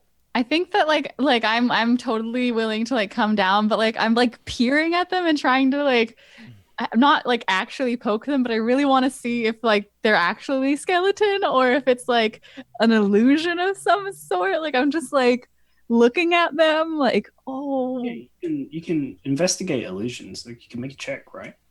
Yeah, make a yeah. make a perception check. Once they come up to like my side, I'll be like, what I you really just want them to be skeletons. I'm so into this. 19? They just appear to be like partially decomposed skeletons. And they're like, And probably really impolitely while I'm walking forward, I'm like, how is your, do you, and just like saying like stuff about like, are your organs still in, how are you standing? How do you drink without things? ligaments? So if you'd like, imagine this entire sequence animated by Ray Harryhausen, because I certainly am. So the skeleton guard bring you down into the camp to the commander. And you can see the commander has got a cloak that it had color at some point, but it's got like moss growing on it. And in fact, as you approach, you hear a sound coming from inside the commander's skull, and like a tiny, like filthy jungle rat like pokes his head out of his eye socket and just like looks angrily at you, and then like crawls back into his head. And the commander says, as you approach, his little jawbone flapping, well, here's something you don't see every day. And like he's pacing back and forth in front of you. And he says, and what do we have here? Yes. Same question. Sorry. Well met, Commander. I'm terribly sorry to have stumbled upon your camp and caused a fuss. We're simply out in the jungle, and I noticed your good work against the giant spiders and thought to investigate further what fighting force might have survived in this area. And he says, saw those nasty arachnids, did you? Yes, we made short work of them. Good job, Connors. And Connors is like, yes, sir. And like salutes him. One of the guys that's over like sharpening a rusty sword. So just like flakes coming off. He's like, good job, Connors. And Connors is like, yes, sir. And he turns back to you and he says, but the question remains, what are you doing in the jungle, strangers? Oh, Arcturus is just like, how is this skeleton talking? This Why might aren't they trying And like to his my literally his jaw is just like a Muppet, like just flapping open and Clack, closed. clack, clack, clack, yeah, clack. while he's talking. This is astounding. Yes.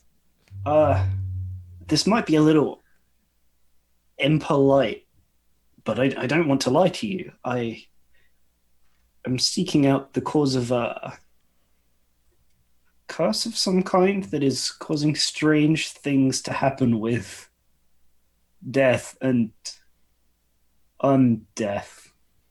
And he stops and he turns to you, deadly serious, and he says, well, if you're looking for curses, my boy, you're in the right place. This whole jungle's cursed. And it's not just the giant spiders either.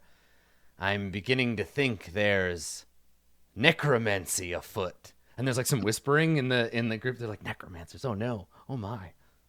Yes, necromancy is an abomination of magic. Truly evil school. Like Arcturus like raises Arcturus. his hand. No, Arcturus.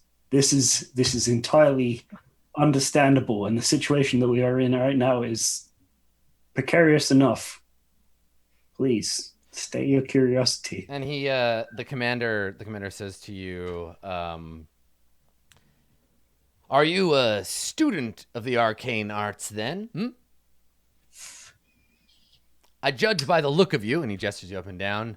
You're not a warrior of any kind, not armed correctly, so if you're still alive out here, well, you must be made of sterner stuff. What is it then?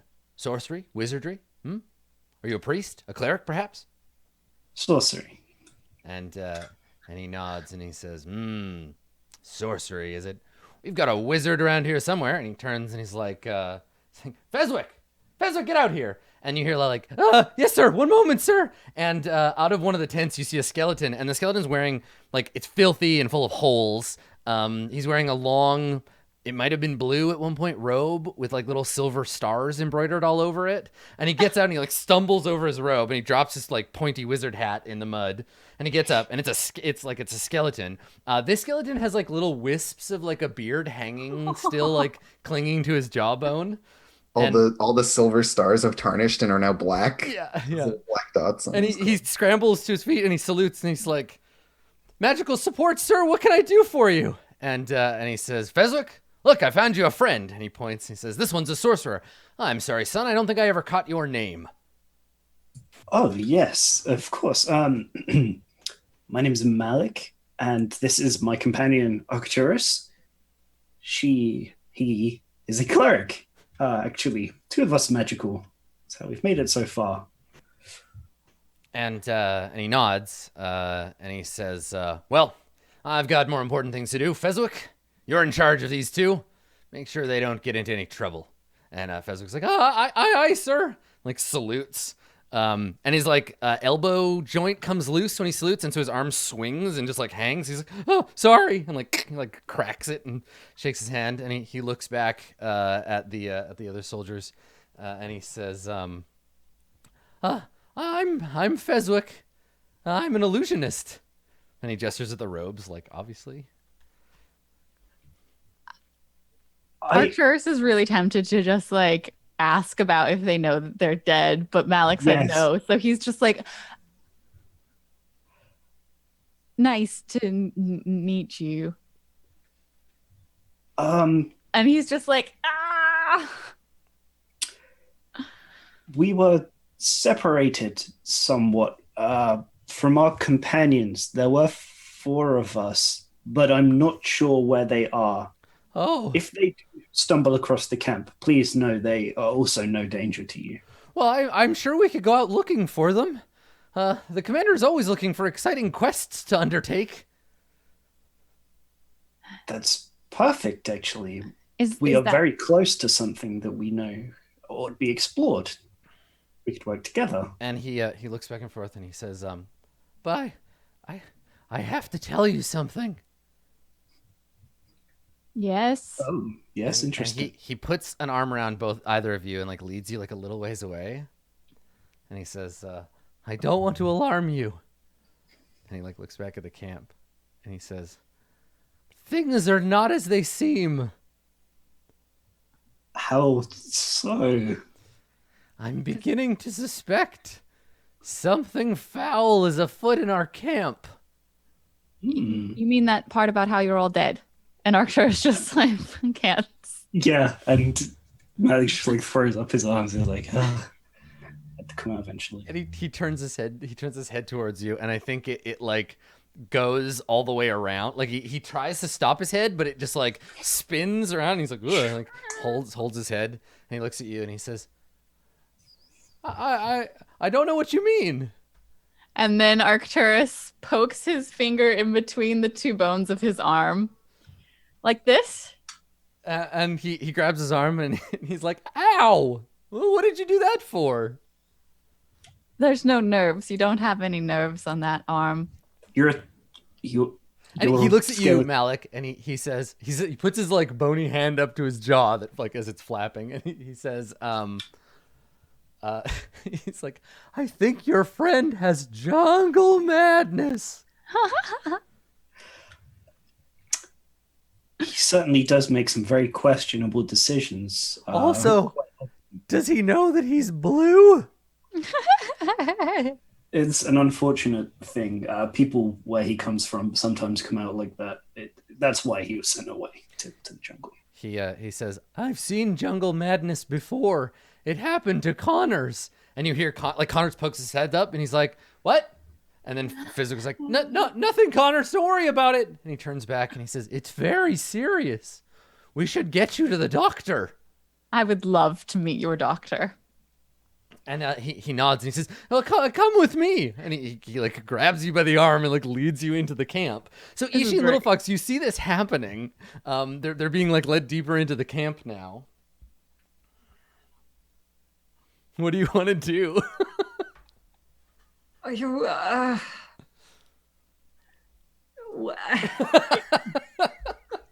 The 2 of us are close enough that we can have a little huddle. Oh yeah, you could totally talk. I Yeah. don't fucking know. I look at Little Fox and I go, Are you getting some weird deja vu on this one? Because I feels to me a lot like that other camp. Now they're stuck with skeletons. I mean, they don't look like they got hurt, but still. Don't trust them. You didn't trust the last guys either, and that turned out to be accurate.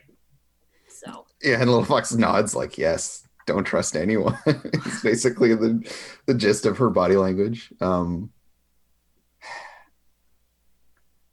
fight them all.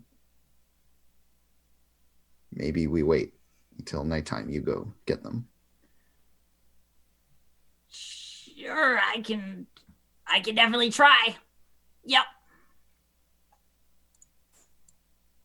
And Little Fox like shrugs and then says, wait till night then, and just sits down. Just like this little thump as she just drops her weight onto the ground.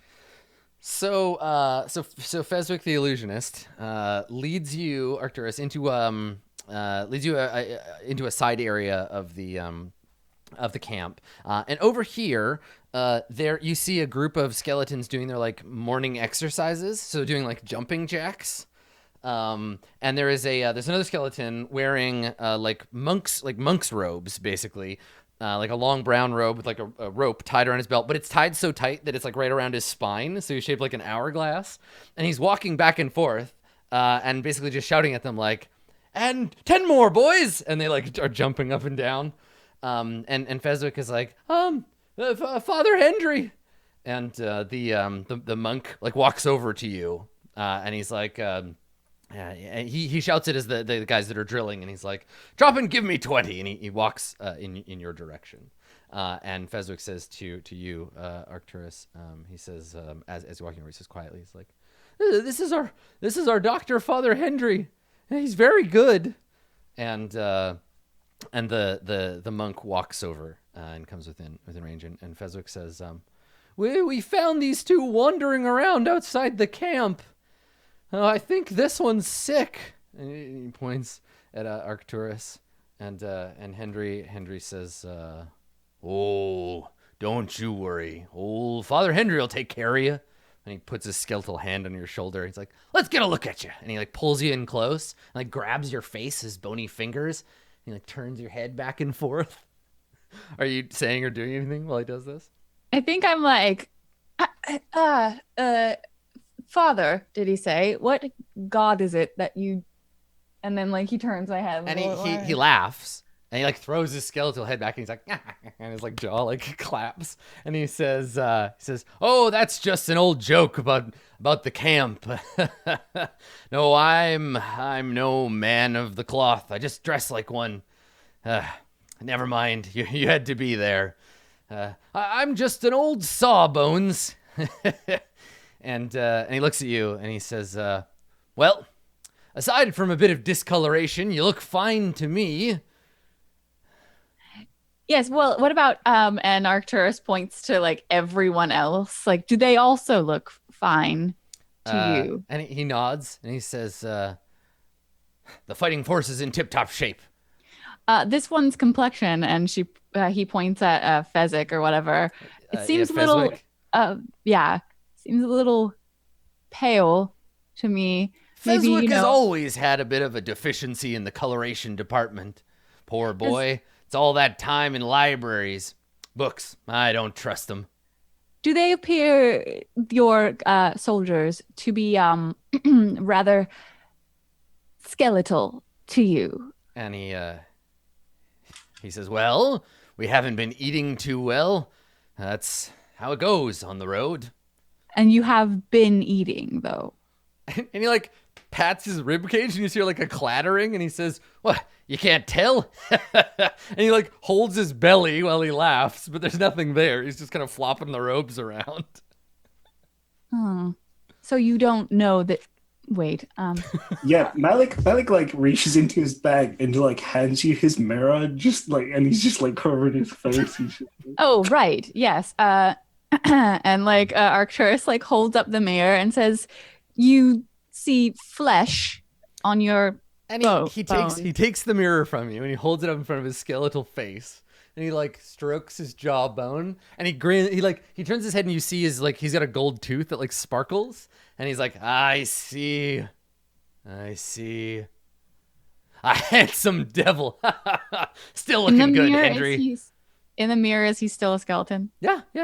Okay. Yeah, and he hands the mirror back to you, and he says, haven't had one of those in a while. Good to take a look at the old visage. Nice to see I've still got it. Now, if there were any ladies around here. Well, no, I'm on a mission. We're all on a mission here in the jungle. Serious business. What is your mission? Why, exploration, of course. That's it. And he nods. We've got to chart the jungle. Oh, Malik, do you have your map? We could maybe get some information exchange. We've also been charting the jungle, you see. Yes. And Fezzik is like, an information exchange? That sounds great. I'd love to see what you found. Yeah, and I like take out my map and I'm just like, yeah, and he says, my cartography kit is in the tent. Just a second. And he walks back over to the tent that he was in, and he ducks down to go in. And as he ducks down, he knocks his own head off, which falls in the mud. And he's like, oh dear. And you see his hand reach out of the tent and like a bowling ball, grab the skull and whoop, yoink it back into the tent. And then he comes out and he's holding a scroll case. And he says, here's everything we've learned about the jungle. And he opens the scroll case and he pulls out the two wooden pieces in the middle scroll and he pulls it open and there's nothing there. Like it's just all tattered and like some dust crumbles out, and he holds it out to you and he says, here's everything from the ocean inn. We had to go around the mountains, you see, and like holds it up. I don't read common. Could you point it out on our map? And he says, sure, over here. And he like clears some space on top of a rotten crate, that smells like fermented grain. Like it's sour. Like obviously like whatever grain was in there is all gone bad. And he gets you to put out your map. And he shakes his head as he's looking at it. And he's like, oh no, you've got it all wrong. You see, Chult is an island, not a peninsula. Oh, they've been here a while. I feel like I've had to ask this question to people a few times recently. We've been lost for a while. In fact, my friend here was turned to stone.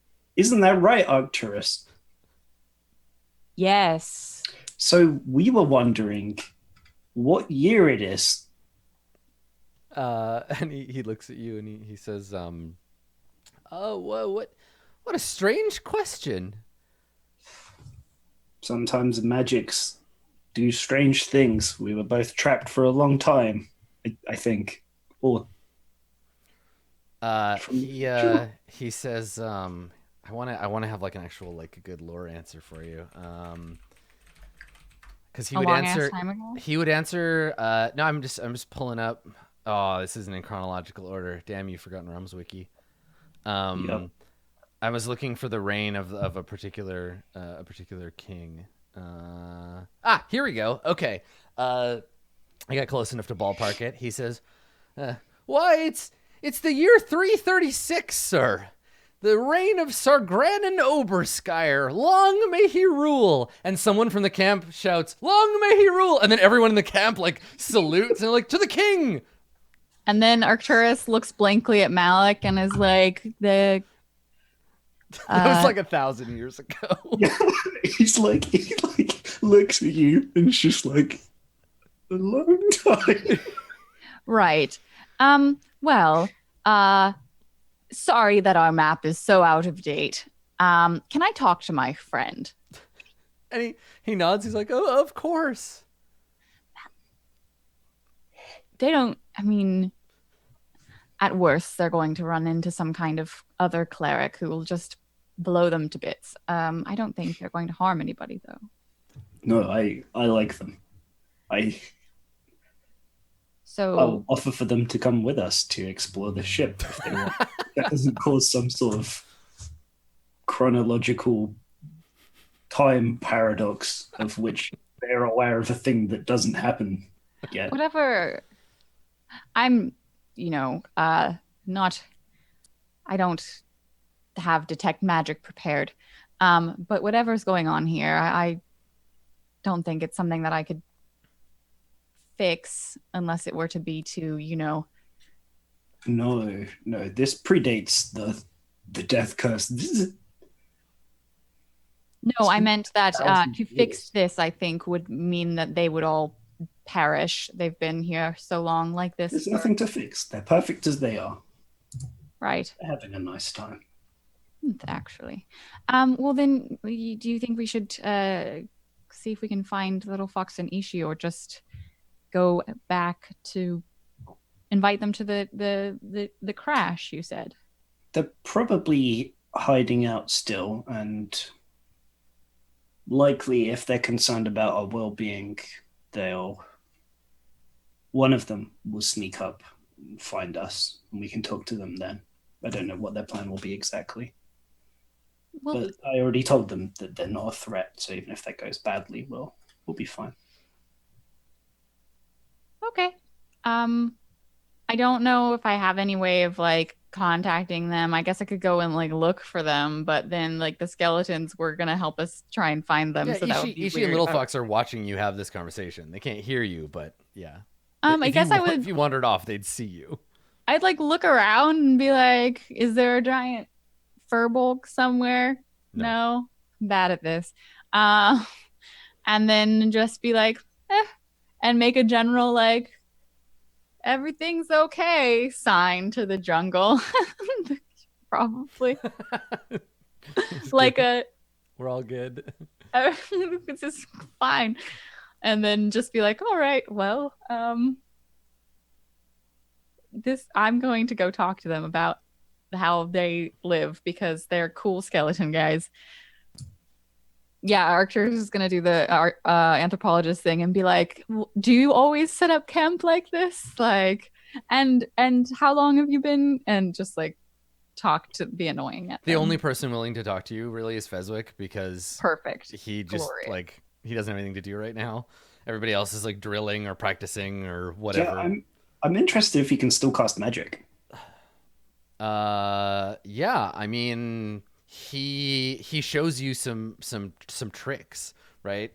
But you get the impression they're like magic tricks. Like you ask him to cast a spell or something, and he's like, "Let me show you my first illusion as I procure a bird from thin air." And he reaches into his sleeves, and he throws the skeleton of a dove in the air, and it just comes apart and falls on the ground. Hold on. Is he a first edition wizard? Does he just have one spell? Is it Well, so he does that. He pulls out the bird and he's like, "Ah!" and he throws it and it just crumbles. And then he looks at you and he says, "Oh, well, I kind of took it out of me. I need to rest a minute." And he sits down and he says, "I know other tricks, but that's a good one, right?" Yeah, I know. And I'm like, oh, yes, I think I learned that one as well. And I just minor illusion up a swarm of doves that fly out of my Yeah. sleeve. And he sees them and he nods and he says, "I mean, of course I could tell they weren't real, but we're professionals." And he just goes where his nose would be. Yes. Great. Amazing. And he's sitting there and he says to you, he's like, "It's really nice talking to someone who's not a soldier for once. I mean, mostly they keep me around to use my magic to carry things for them. Supplies, that sort of thing. The old floating disc. We went into a dungeon once, and I swear all I got to do was carry a torch. It's a living, I guess." Is it?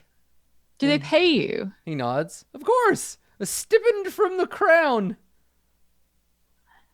And oh, right, it's an island, so you'd have to, go to the port to get your stipend, I suppose. He says, yes, once my contract is done and I return to Cormyr, I'm going to buy a farm." What How what is do you have your contract? What's the length of your Yeah. contract? He says it's a 3-year journey. We're about halfway through. And he looks around and he says, with such stout men behind me, I'm sure eventually I'll be able to go home and buy the farm. Did you just do that? Can you not ever do that? I'm sorry. Let's go on the break. I can't anymore. Adam, Uh-huh. I feel like the tone of this game has drifted just a little too far. Started out with horrible Hi- surgery, Yeah, moved listen. Or japes. cartoon skeleton. Listen, I wanted to go one way and then I wanted to go the other way, and then we'll get back on track. This is what happens Got when a you bit wander of a off bone to pick with you over this. I personally find this whole situation very humorous. So That you stole from Chad. Ha! Skeletons. get it? 'Cause they're- Ha. So You know, as soon as we saw this camp, my jaw dropped. But then again, so did one of the skeletons. So I think I just had my head in my hands the whole time. So I think the thing is that y'all spend the rest of the day, like, you can hang out with the skeletons, or if you're Ishi and Little Fox, waiting for your friends to finish hanging out with the skeletons. Yep. They bid you adieu when you have to return to your mission. They have theirs, right? They're like, all right, we gotta break camp and we gotta head out. And they bid you farewell and good luck on your journey. And as night falls, you return to the company of Ishi and Little Fox, and are able to make camp and rest this one last night before you proceed on to the wreck of the ship. So let's take a break there. We'll look back at the horror of the first act and the goofy skeletons of the second act, and we will move forward with whatever happened to this skyship when we return. So don't go anywhere. We will be right back with more Tomb of Annihilation.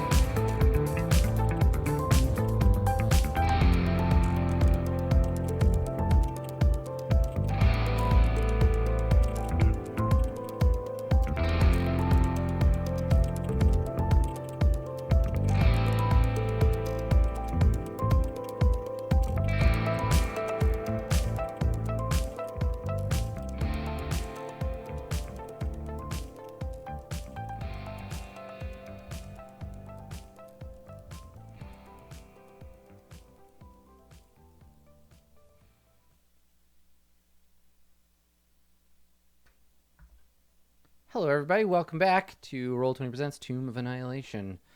Today is the day that we go to see what that ship crash is about. You guys saw this. God, where did you see this from? Like, From Umbala. Umbala, yeah. Yeah. So that was a while ago. Yeah, cool. Okay. Yep, I saw it from all the way up there. That's right, because it was as you were climbing. Yeah, so you looked that way. Okay, cool. So let's do one more day of travel, just to make sure you don't get lost, and we'll figure out what the weather is today. So the weather today is still heavy rain. You've got a +2 to your wayfinding roll, so that puts us at 8. All right, here we go. Okay, cool. So rather than roll on the encounter table, I'm just going to move that X so I can put it back. You head into this hex where we find the wreck. So I've got some box text to read to you, my friends. Oh shit! That's right. I got some box text. So as you approach, you can see above you, hanging in the trees. I think there's obvious signs of a crash. There's broken branches, chunks of like hull, like wooden like chunks lying around. There are some cargo, some like broken boxes or barrels that have like landed and shattered. And up above you, a wooden vessel seems caught high in the tree branches, broken into 3 chunks. It resembles a ship, but now that you're close to it, you can see there are differences that mark it clearly as not a seagoing vessel. The stern is the lowest piece, hanging precariously by its rigging about 50 feet above the ground. The middle section is about 15 feet higher, and the bow section is firmly wedged into a nest of branches, another 10 feet above that. So it broke into 3 pieces as it was falling. As you stare up at it, a weak voice calls down to you. Hello? On the ground? Can you help Hello? us? Hello? Yeah, hello? And you see somebody like waving weakly, but you only just see like a pale arm reach above the thing, like wave to you, and Is it skeletal? no. Okay. We'll try. Have you not found a way down? You hear the voice like getting weaker, and they're like trying to say something, and then it kind of just becomes too soft to hear from down here. How far up is it? 50 feet. Oh dear. Any ideas as to how we're getting up? I mean, it's caught in the trees. Climb the trees. Oh, good. More tree climbing. Yeah, Little Fox is busting out her climber's kit. Okay. We're gonna do the old loop a rope around the tree, lumberjack style. Climb on up. Put Okay. some claws on your feet. So as you are preparing to climb on up there, I think I need to roll something. Highest passive perception in the group is 16. Yeah, Ishi has She's 16. got 16. Okay. Let me just check the stealth on these things. Okay. All right. So Ishi, you are the only one that notices them, and thus everyone else is surprised. Waiting in the brush around here at the bottom are a group of hostile creatures who burst from the brush to attack. So I'm gonna set you up on the map real quick, Sure. and then I will describe what happens. Ishi, you are the only one who is unsurprised on this turn. Is it Zorbos? They have been laying in wait. No, the Zorbos would attack from above. Grungs. No, not grungs either. Giant spiders. No, not giant spiders. Hilarious skeletons. Gnomes. Not gnomes either. You can keep guessing if you want. Assassin vines. No, but that would be pretty funny. Vampires from the mists of Barovia. Yeah, actually, it's Count Strahd von Zarovich. He bursts out of the bushes and he's like, "Boy, what are you doing here?" Oh, and he like charges at you. And he's Turns out he's riding on a horse. He's riding tandem with his best friend Lord Soth, and the two of them. And there's like smoke that comes out, and Lord Soth's playing a guitar made out of bones. Oh, And that's There's so awkward meta. queer coding villain stuff going on, Yeah. and it's a little like like it's not 1980. it's like the mists have worked in the opposite direction. Finally, Strahd has been caught in his own curse. Yeah, Okay. this brings him out. So let me drag all y'all over to Jungle Ruins #1, and we will take a Zombies. look. I bet it's zombies. It's not zombies. It is. Oh, God. It is a bunch of emaciated undead, like clearly, obviously undead. They're eating something. They're all their hair is all fallen out. They are withered. Their hands have hardened into long claws. Their gums have all receded from their broken teeth. Schools. It's ghouls. The stench of them is overwhelming as they burst from hiding and lunge to attack you. I've even got a handout for these nasty boys. Ghouls. Ugh. Yeah. So These are not as pleasant as the skeletons. They all have the triangular mark of Rus and C upon their forehead. They spring their ghoulish ambush, and I'm gonna need everyone to roll initiative. Ishi, you will get a turn this turn. They rolled really well on stealth, so everyone else unfortunately will not. Let me pop open the. Ishi Snaggletooth, fastest kobold in the Hot west. damn! I'm gonna get you some 6 guns. All right. That'd be awesome. Can you imagine Kobold Cowboy? I think in the Forgotten Realms, I think priests have gone. They have cannons at least, so it's possible. Someone who's a better Forgotten Realms lore dork than me will be able to tell you. Just All right. imagining So Ishi, you have a moment of like, uh-oh, ghouls, and you can act. Okay. Oh no, ghouls! And then I move here. I go around so as not to like provoke opportunity attacks, which I can definitely do. And then I guess I stab this one. Okay. All right. Go ahead. Why? Thank you. Wait, or it's not sunny, is it? No, it's not. No, it's heavy rain today. 22 Nice. Yes, you hit. for 13 damage. Awesome. Okay, you plunge your sword into the creature. You can continue with your turn if you like. He's still Very well. alive. He is still, that ghoul is still functioning? Yes. Good. Yeah. Okay. 14. A 14 is a hit. Yes. 13 damage to it again. Okay. That is enough to dispatch the first ghoul. Nice. So it leaps out of the bushes. You run towards it and then stab it. And after the second strike, it clutches at its chest and then tumbles forward into the brush. Okay. Then I'm gonna action surge and stab this other one Okay. because I might as well. Just get the alpha strike damage. Sure. Okay. So 16 for 8 damage, Okay. and then another hit 11. That one's a miss. No, okay. Yeah. All right, so that's it. Okay. All right. So the ghouls have a move of 30. I don't want to be paralyzed. Can you not, please? I know.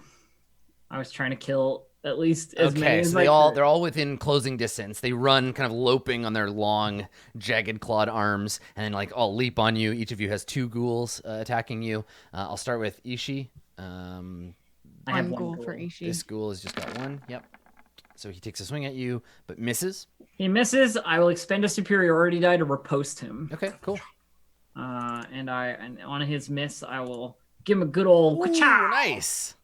Kablam! That's for That's exactly 14, enough to kill 14 damage. But then I have a superiority die to expend as well, I think. Yeah, I think it adds to your damage. It's when you- 1d8. It's 1d8. Ghouls Nice. have 22 hit points. So he lunges at you, you duck, and then shove the sword up under his chin, through his brain, and he dies, falls over toast. Got him. Arcturus, with your armor class of 18, 2 claw attacks on you. So the first one hits you for 7 damage, and you need to make a con save. Okay, con save. Let me get the damage and then a con save. I nat 20 that con save. Nice. Okay, so you take the 7 damage. The other ghoul, slavering and snarling, attacks and misses. Okay. And then Malik, 2 claw attacks on you. Here's the first one, which is a miss. Second one, also a miss. Okay. That was lucky. Yeah, it was. And then Little Fox with an AC of 16. 2 attacks on you. So here's the first one. And the second one's a hit for 6 damage. Okay. And now I need you to make a con save, please. Okay, you are fine. All right. So no one else gets a turn this round because you're all surprised by this attack. And now, Ishi, it is your turn. I'm gonna go up this way. Here. Okay. And then I'm gonna stab this ghoul directly in front of Arcturus in the butt. And you have advantage now, right? I do, yes, because of pack tactics. Yep. So 26. Yep. For 9 damage. Okay. And then my second attack is a 16 Mhm. for 12 damage. Excellent. Okay. So you stab it twice. It doesn't die, but it's very, very badly fucked up. Die, you stupid ghouls. Okay, so the second round of ghouls, and then everyone else will get a turn. So, I think, well, let's start with one ghoul. So the top ghoul is going to attack Arcturus, which is a miss. The second ghoul is going to attack Arcturus again. But Ishi was just stabbing it. Yeah, well, it doesn't like you, but it misses. 2 on Malik. Uh-oh. Uh-oh, Malik. 14 damage. No. You better I'll re-roll that for you, and then you can add whatever the modifier is. Okay. 1. Still a hit. It's meat to beat, isn't it? Yeah, so shield won't even help. Okay. Yeah, I'll take the 9 damage. I won't take the 14 instead. Yeah, that's right. Yeah, so you take 9, and then you need to make a con save. Right buttons. But Okay. Got him. You make the save just barely. Whew. Okay, that was the first one on Malik. So Oh jeez. here's the second attack. Please no. Also a hit, unless you want me to roll. Yeah. I want Oh, save it for your con save. You only have. Well, How there's many? two luck points, and you that's 2 of your 3. You take the hit for another 6 damage. Now you need to make that con save. Please no. Okay, you're fine. I mean, fine in the sense that you're getting chewed up by ghouls, but yeah. Okay, and then Little Fox, 2 for you. AC 16.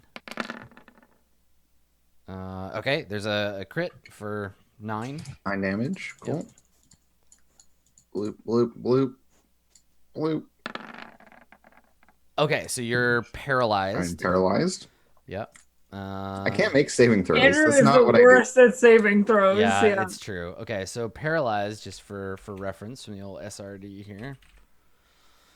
Conditions: paralyzed, incapacitated, so can't move or speak, automatically fail strength and dex saves, attack rolls against you have advantage, and because you're incapacitated, you're basically knocked out. You can't do shit.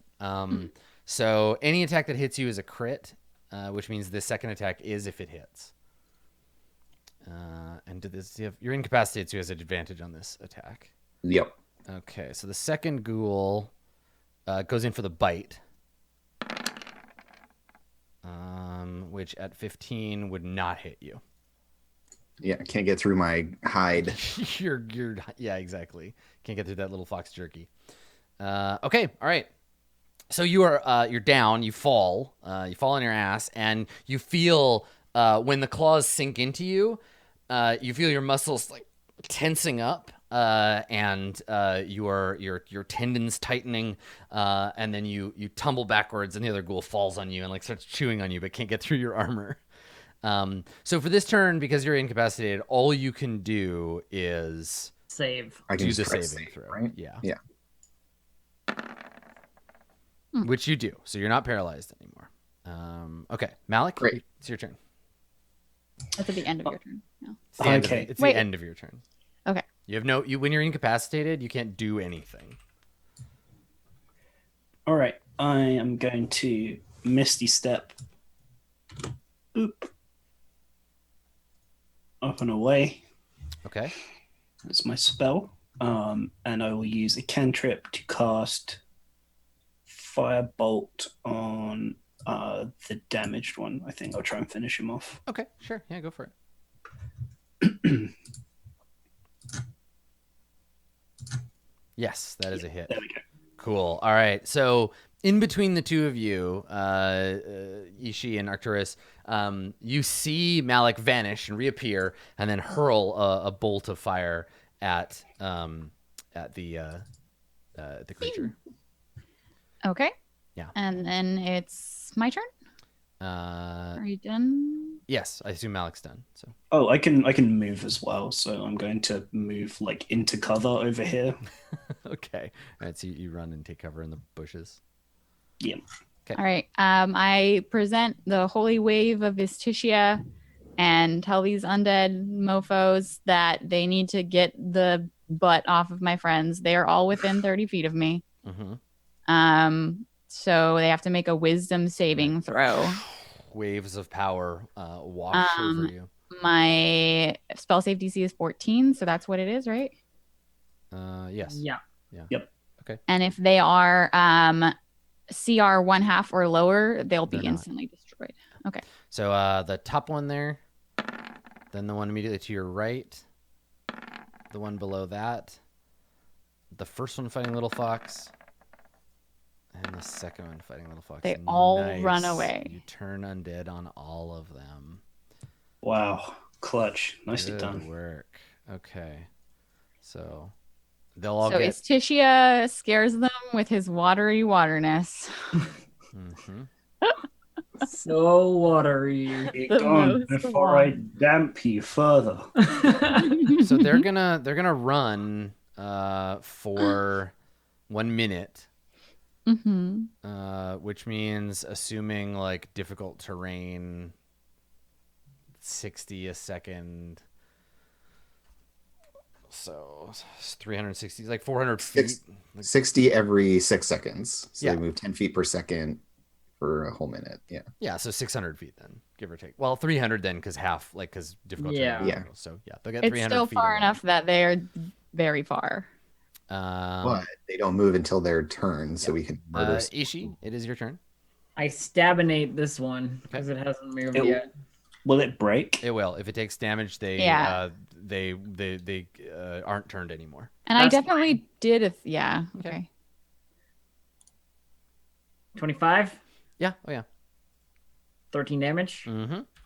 and then another 12, That is a hit. Yeah.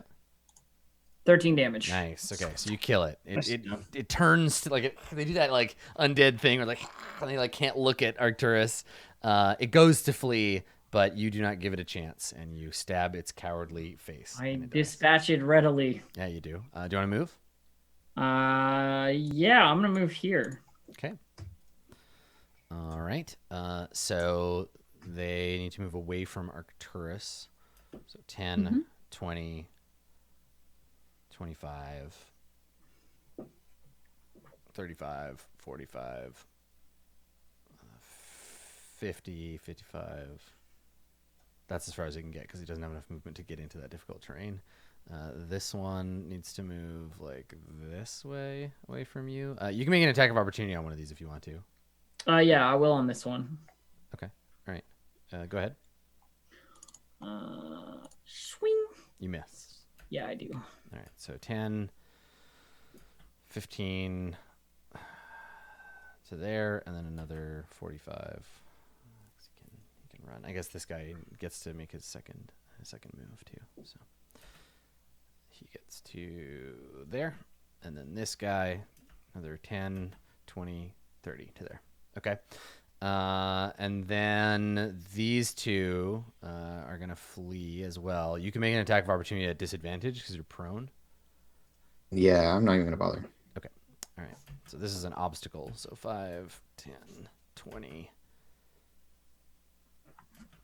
30, 40, 45, 50, 55, 60 to there. And then 5, 10, 15, 40, 50, 60. Okay. All right. So they flee from you. And then I think that's all of them. Little Fox, it's your turn. I stand up. That takes half my movement. And then Yep. these are all too far away for me to hit. So I just hang out. I'm just going to go near the party. All right. You are no longer prone, so you stand up and run over to the party. Malik? Yeah, I look at the others. Do you want me to fire on them, or are we just letting them leave and hopefully getting out of here? Well, if Quick. we don't dispatch Combat them, turns. if we don't dispatch them, then they will just attack someone else. They'll come back. Kill them. Okie dokie. And I will hurl a chromatic orb at. You can't see that one. This big pillar's in the way. So, yeah, you got these two. Well, this is a pillar, too, so that one. Yeah, if you've got range, you can throw it at that guy. Yeah, I think it's 120. Give me just one sec. Oh, it's only 90, so I have to move a little bit forwards. Loop. Yeah, and I'll throw.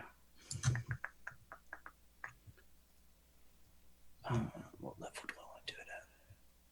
Let's just do it first level. Okay.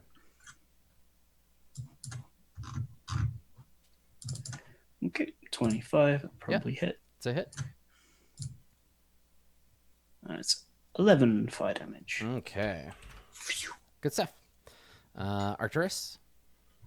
I think that like he does the like instinctive cleric thing of like undead, go away, and then they don't like get destroyed or anything because I don't think that he knows enough to know CR 1/2 or whatever. So then he like thinks again. He's like, oh dear, I can't just let these things go killing other people. All right, well at least we have range on them now, and I'm gonna guiding bolt. How far is guiding bolt? Let me just give a check. That's 120 feet. Okay. So the one that Malik shot. Yeah. Oh wait, no, because I'll give advantage to the next person to hit it, so I don't want to kill them. Yeah. Is this one down? You have a clear shot on either of them. Okay, so I'll do this one down here. With guiding bolt. Okay. Not my quest line. Ooh, nice. Wow. This All very right. well could just annihilate him I completely. don't want to destroy it. You do not. 20 No. damage. I did Close. a horrible. Close. So it's almost destroyed, but it is not killed. It's still got a couple of hit points left. And you blast it with divine light.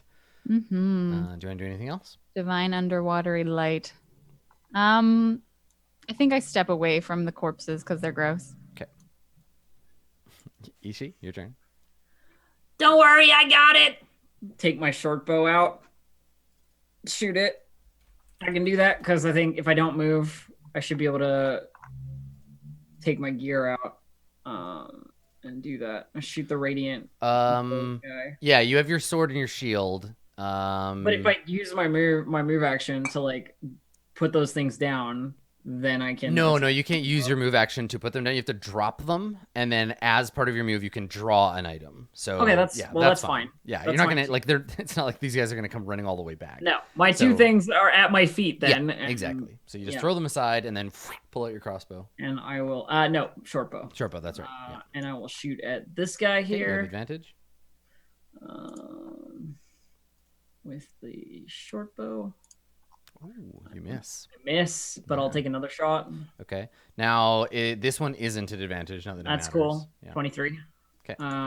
For 7 damage. Okay. Toast. You finished the job Arcturus started. Got him. Got him. Okay. All right. So the ghouls. This one is going to move 5, 15, 25, 35, 45, 55 out into the brush.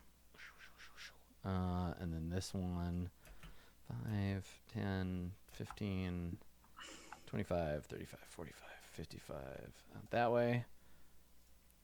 this one is going to fucking run back the way it came. Comes back snarling towards you. Little fox, it's your turn. Well, I do like revenge as much as the next one. So I'll rage. Okay. And then just lay into this thing with the maul. Okay. So you can use one of your day's rages. You hit it. Yeah. Yeah.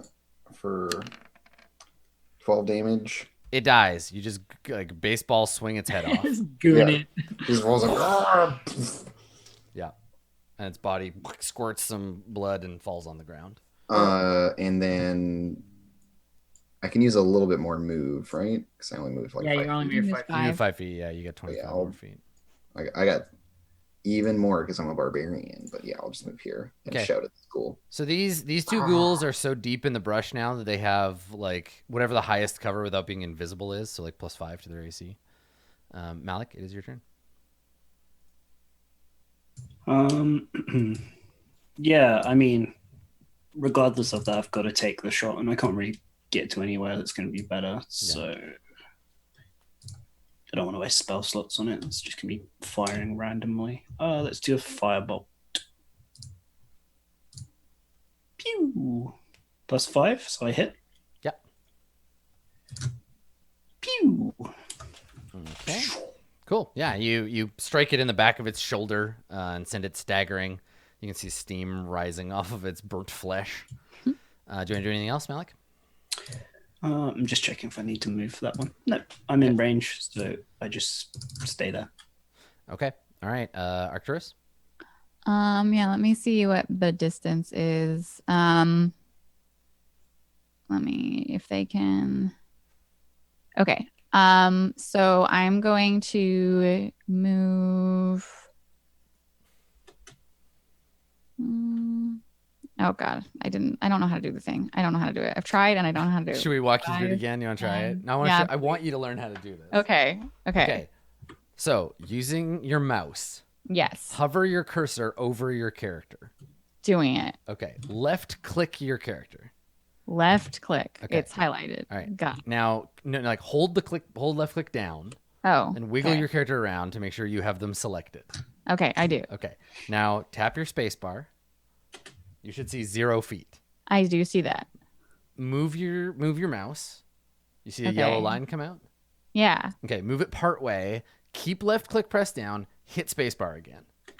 Okay. Now move again. Oh. And then you can just repeat that. Okay. And watch them path along. And that's how that works. That's how the pathfinding movement works. Okay. Well, Yeah, I get just like that. I get to there, and then this fellow is just within 60 feet. Okay. So I'm gonna toll the dead. Okay. It's a DC, so he just has to be able to hear it. There's like it can Pong. sound a dole or a spell. The bell of the deeps. Is that one missing any of its hit points? Oh yeah. It is. Yeah, if he fails, he dies. Yeah, you toast him. Okay. Bong. So basically, you just like end the undeath No. It part. was it was the one upwards. This is 60 feet. Yeah, that's what I'm doing. Oh, okay. Sorry, I just saw the X on the one at the bottom. My bad. No, yeah. So yeah, there's a resonant bell, and then he just like freezes up, and then tumbles over like the corpse that he forgot that he was. Cool. Okay. Ishi, do you wanna try to? There's one more. Why not, Adam? Why not? I believe in Indeed.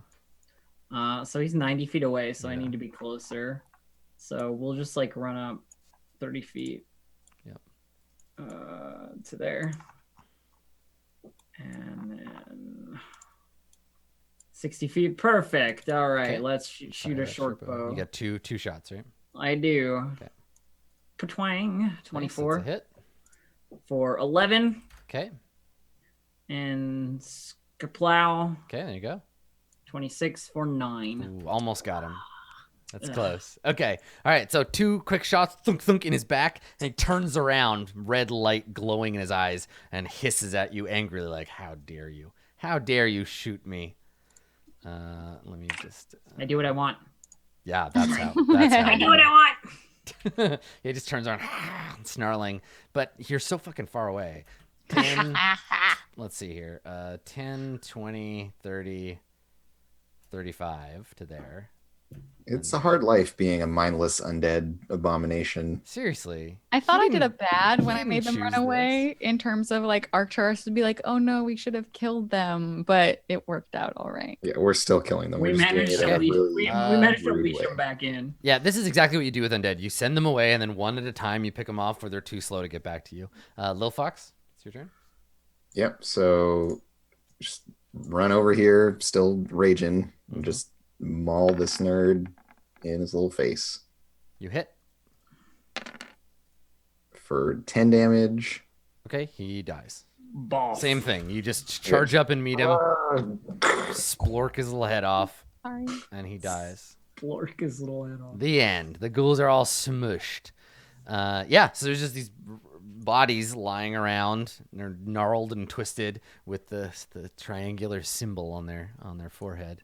Oh, we really need to get to Omu and put a stop to this thing. It's rather, well, horrible. Yes. I'm certainly glad that we have you with us for that. That could have gone incredibly badly if you'd not done that.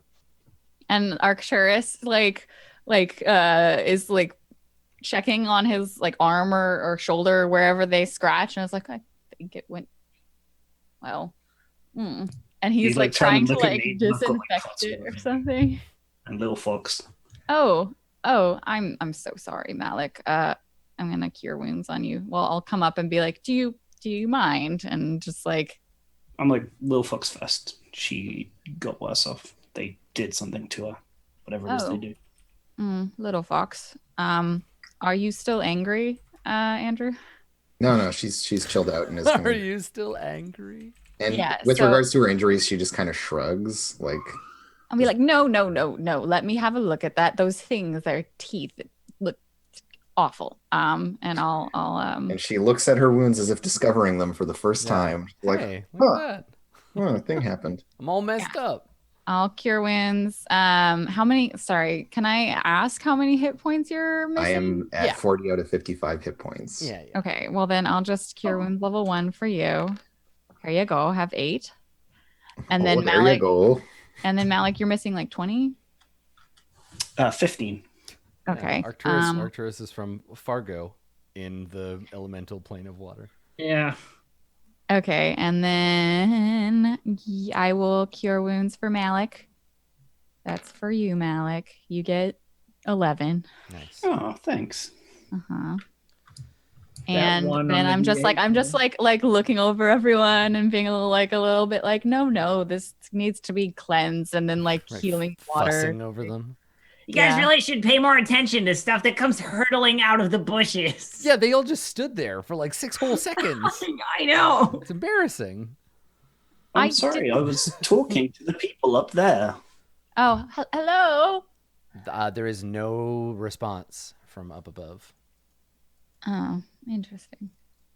Yeah, only the sounds, the soothing sounds of the jungle. Let's get back to that climbing then, shall we? I was expecting more. Sounds like a good plan. Yeah, do you want to try to climb up there? Mm-hmm.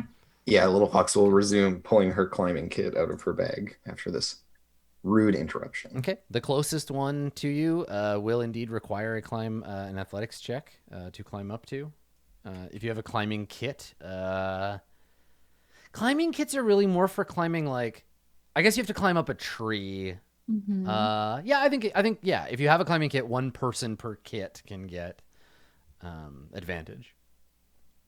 Because yeah, there are ways you can do it. Like if you have the little climbing spikes for your feet, and you got a rope around the tree, you can leverage against the rope and climb up that way. I'm sure Little Fox can just do it. Like she's very Are you strong. using the kit's advantage and then going to try and give us it by like rope or No, the kit only allows, like, you can only have advantage for each person that has a kit. Like, a rope isn't sufficient in this case to, like, give you advantage. Yeah, so she's gonna give the kit to someone that needs it and just try to climb up on her own. Yeah, If it's athletics, I can probably manage it. I'm at Little A Fox does the minus. traditional introducing herself to the tree and Mhm. asking it nicely to let her climb it. If the and then tree could talk to you, waits a it'd be moment. like, "Yo, I got some stuff in my hair. Can you Yeah. deal with that for me?" And I think that's what she's like, okay, we're just gonna get this stuff out of you, and like, yeah, and then she starts just climbing it. Okay. All right. So it takes you some time for everybody to get kitted up and climb up there. Do I have inspiration for anything I did today? This is the thing. Like, I should say yes because you've just been playing the game. Yes, everyone has inspiration. Correct. Cool. Hey. I use it to climb. I'm using it to climb. Somebody as on well.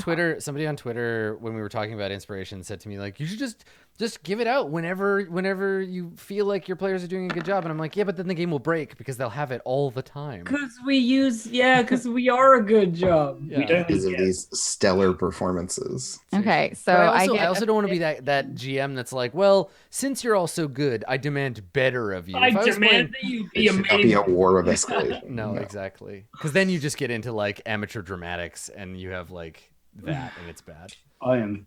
my father was a ghoul, and this Right. Okay. hardens my heart. My heart. So little fox climbing up first, even though I'm making the roll last. I get an 11. Okay. All right. Oh, I need to press that button. Yeah. Yeah, you I also got need a to climb. 15. I'm sorry. I'm going to use the kit. That's cool. Good job, me. Okay. Malik, your first attempt to climb fails.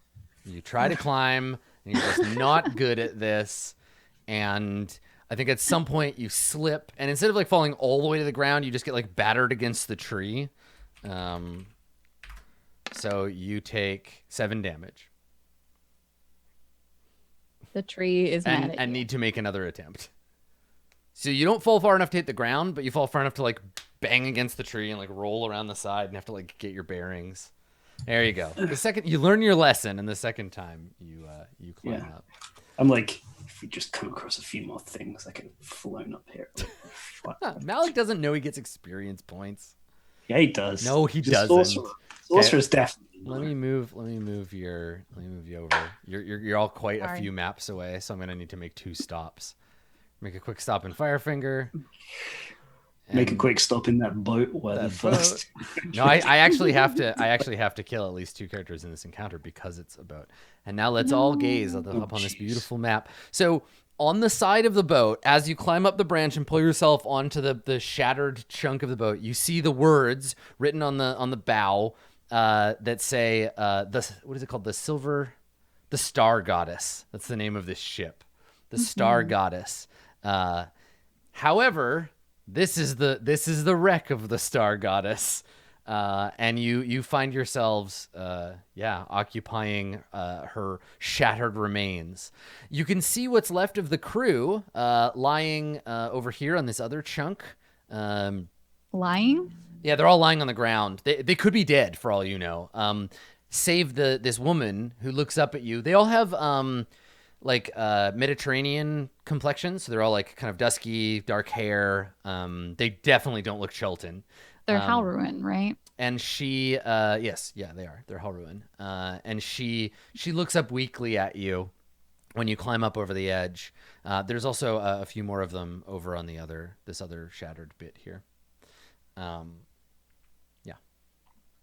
Oh dear. Yeah. Also, Are you- keep in mind this isn't a flat map. This area, you're on the lowest one. This is the next highest up, and then this is the highest highest section. So the boat came in at an angle like this, and then broke as it came down.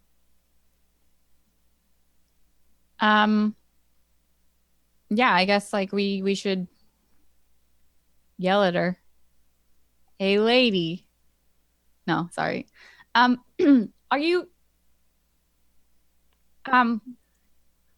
miss? Yelling across the fucking wreck. She looks weakly in your direction. Oh dear. Do I like from this distance can I see if it's like injury or if they're just starving to death? They just look No. weak. You can't really tell. Okay. We should Yes, I'll head on over to them. The rest of you try and climb after me, and I like try and precariously walk to the edge, and I think I've probably got enough room to 30 feet? yeah, like how high it I don't want to do the triangles. Is it 30 feet? Can I do Misty Step, please? 15 feet with another, what did I say? How far apart are they? I think you said 10. 15. So- No, the middle is 15 feet higher than where you are. So it's 15 out and 15 up. Yeah. So So he can it's he 15. can definitely do it because the hypotenuse of that right angle triangle That's would right. be less than either of the sides. That's Or well, less than 30. Yeah. Yeah. It couldn't possibly Yes, be longer because it's I- not shaped like this. Yeah. Yeah, I Misty Step on up, and that's when they come to life as zombies and try and kill me, right? Yeah, basically. No, that's not what happens. Yeah, I pop up there and I try and Okay. I like look around and I try and work out which one to triage with my healer's kit.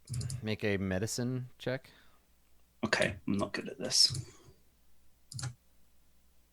Nope. No, you can't tell. They're all like a little bruised and battered. But when you look at the woman, like she's unconscious and she's lying with her head back.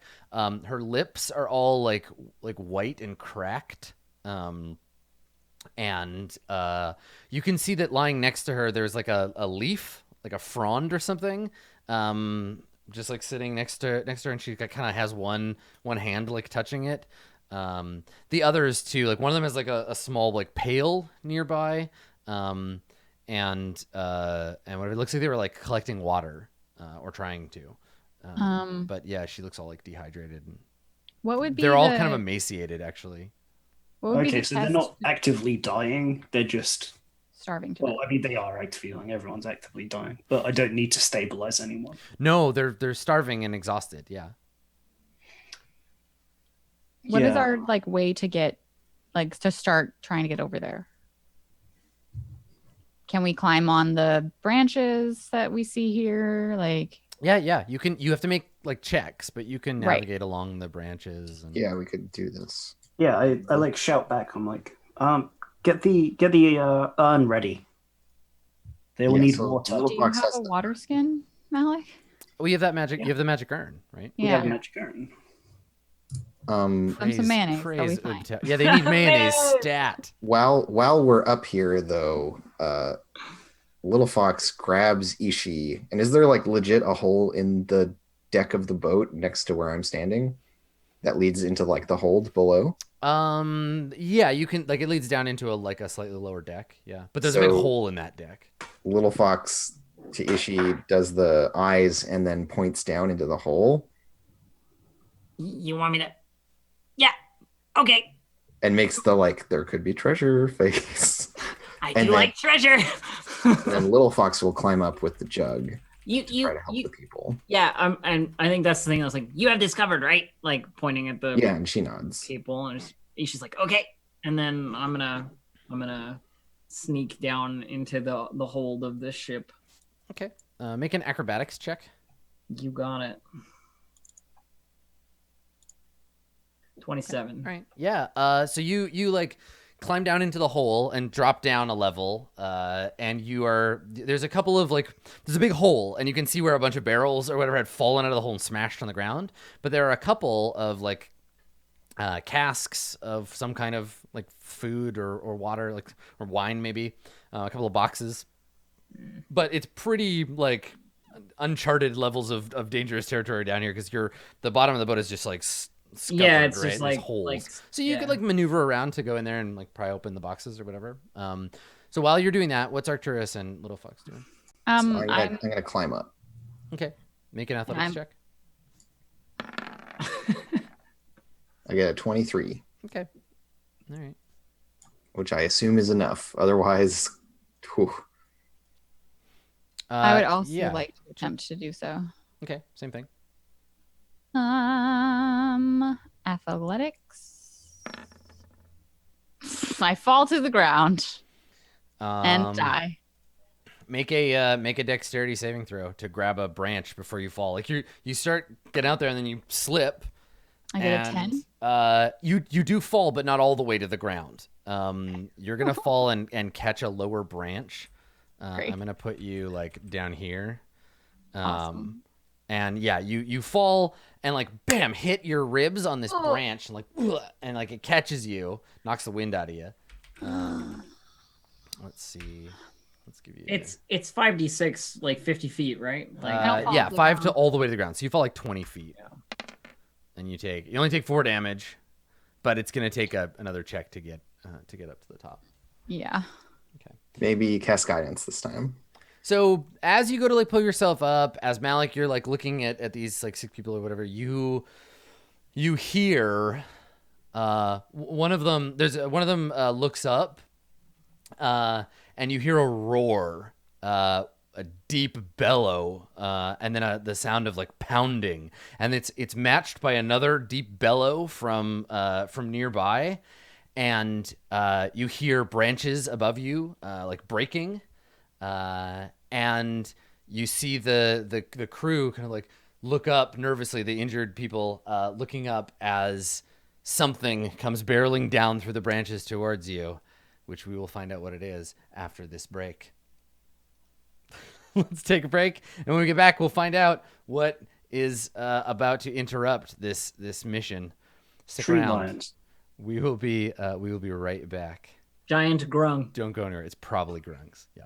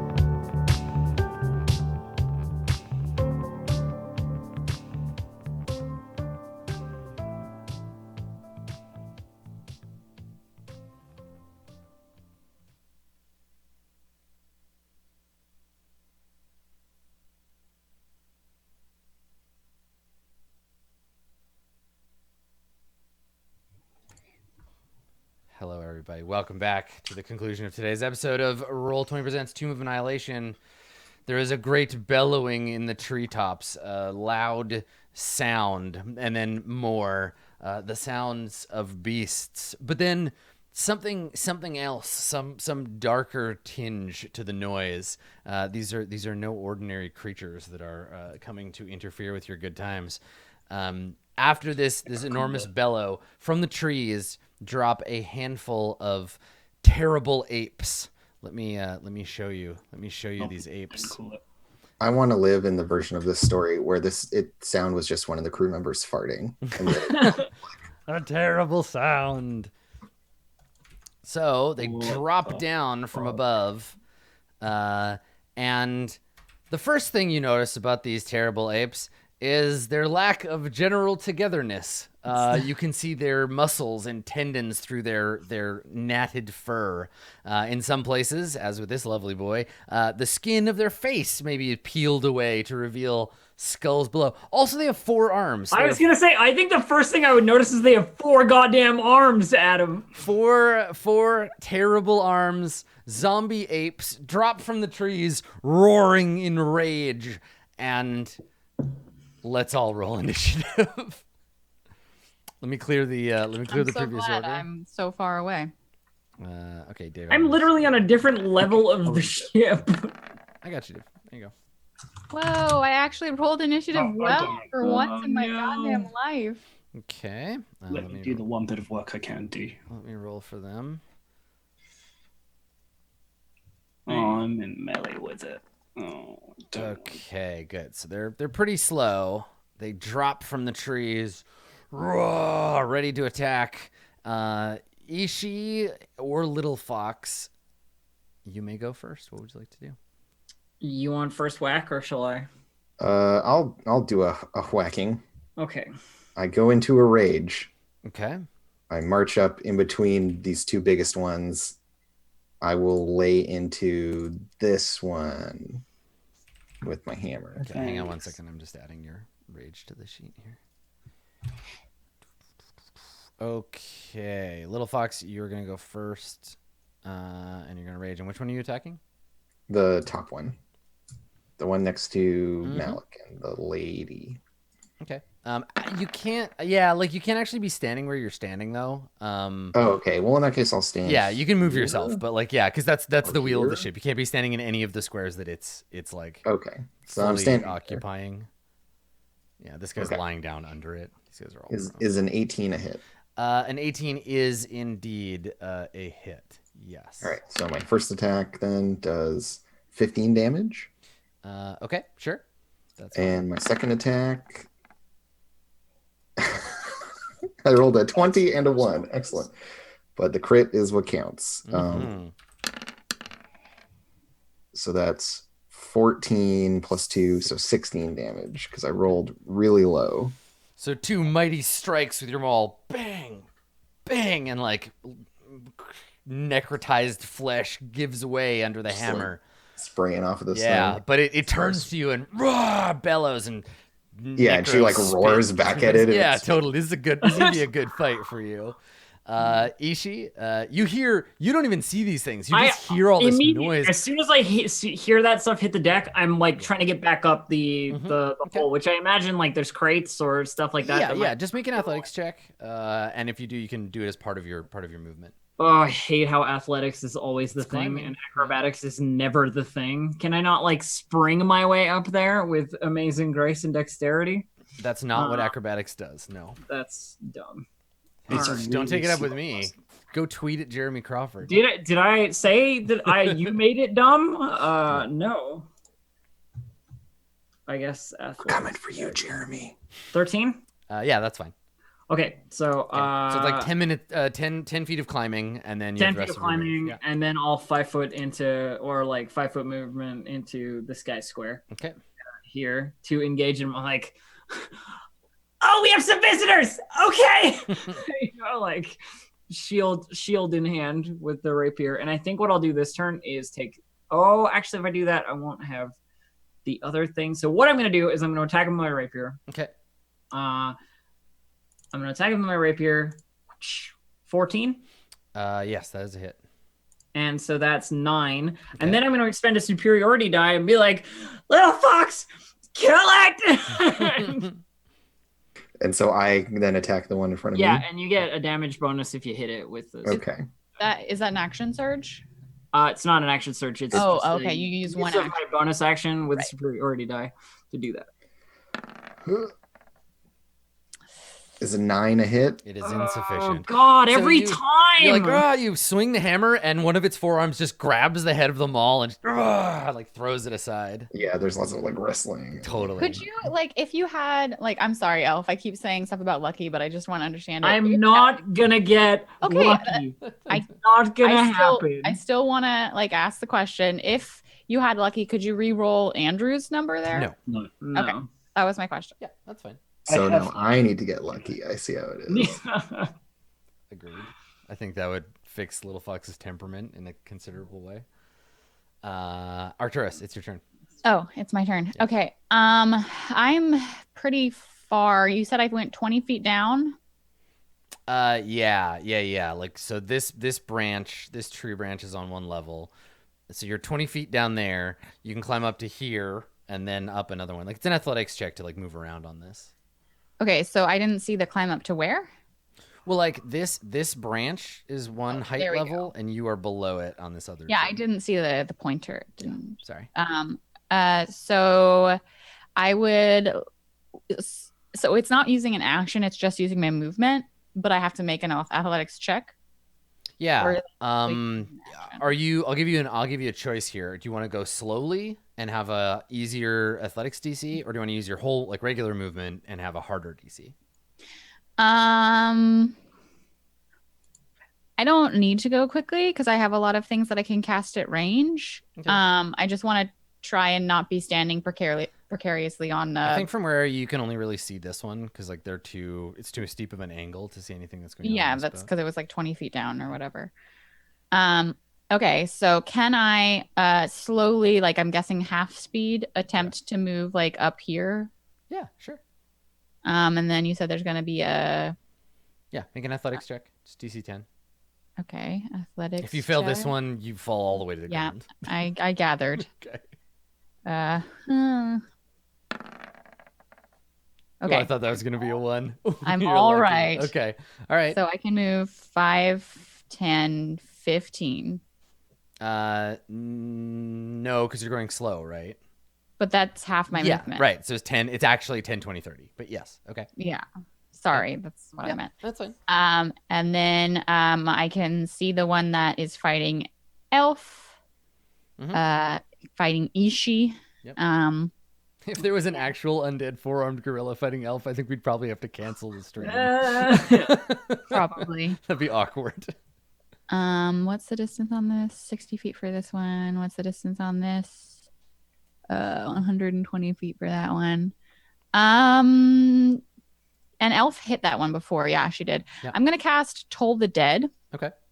On that guy. Sure. So that's a DC 14. Ugh, really bad damage. Wisdom save. If it doesn't save, then it takes the damage. If it does save, then it doesn't take the damage. Okay. As you can imagine, these things are not very wise. But Well, I got to it- say. But it has the wisdom of the crayfish. Bong, bong. Very and wise then- crayfish rubs its front legs together in heaven. Okay, well, I'll bonus action to cast Spiritual Weapon. Let me retrieve for you the fish whip. Fish Oh, whip. yeah. Alright, where are you, fish whip? There you are. You know what I love about the fish whip? It gives me pack tactics. Does it?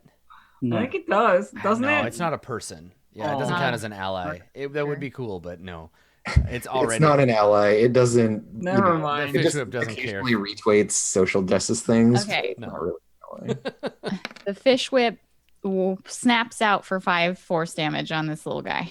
Okay. And that's all I got. All right. Yeah, that cute little guy. Malik, it is your turn.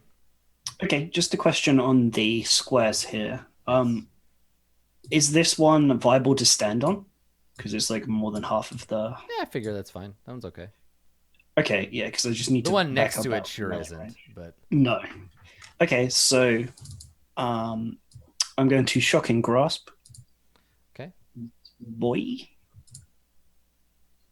Yeah. Okay, yeah, you hit. Okay, that's 10 points of damage, and it can't take reactions, so when I move back, it won't swing at me. Nice. Okay, great. Good work. I really Okay, so hope you that like other reach one out and just like brush its fur, and it gets like electrified. Jolts of lightning run up its arm. Now it's my turn. Please no. Okay, so the one up here, I think he's just gonna grab this dude. So the one over here just grabs this dude and throws him off the thing. He just like grabs him and I was gonna flings say him. we're just about to get Donkey Konged off. Yeah, this he picks him up and fucking boat. throws him with his top arms off the bridge, and then he's gonna run over here. Don't you dare jump over that gap. And Don't then you do it. runs along these things down on here. So he's gonna make a. Just fall. He's gonna Just make a fall. check. Yeah. I want to see a giant four-armed ape tightrope walk. No fucking Oh my problem. God. So he just lands on the thing. This guy over here, this Rod Doss, is like, no, please, and he just like holds him over his head and then flings him off the thing. Does that guy not get any kind of saving throw? No, he's fucked. He's just Okay. toast. He drops onto his front arms and his legs, and then runs, grabs the rope, swings across. Like they're pretty graceful in midair, and then lands over here, and that's his turn. Horrific. Having 4 arms is probably pretty good for Oh climbing. yeah. Horrific. Probably real talented. This one gets to make its first. It's gonna make some attacks, so it's just basically grabbing these guys, slamming them into the ground, punching the other guys, that kind of thing. Oh. So the first guy, we go. Let's see, their AC is they're decent. These guys are decently AC'd. So 1 miss, 2 hit, 4. Oh, they have advantage on this. They're both hits because these guys are exhausted. Okay, this guy dies. The other guy, 1, Ugh. 2, probably killed 2. Claw. Yeah, he's dead too. Oh my God, they get 4 attacks with their 4 stupid arms. And then this one's going to go over here. That's what I didn't want you to do. And Wait, didn't that one just attack? it did. Yeah, it got 4 4 attacks. attacks. Then it And moved, then- and now Okay. it's going to make its 5th attack on Malik. Oh, because it can bite. 5 attacks? Okay, it misses you, Malik. 5. Fuck. Oh Of my course they have a bite God. as Yeah, well. 4 arms and one bite attack. We're Um, so screwed. I'll be Alright, safe. so this one, because it was getting pounded on, it's just like leans up and like, "Rah!" and then just starts fucking pounding away at Little Fox. So 1, Oh, Jesus. and these are all halved, right? Because they just do mundane. Yeah. So 1, 2, So I take 3 damage.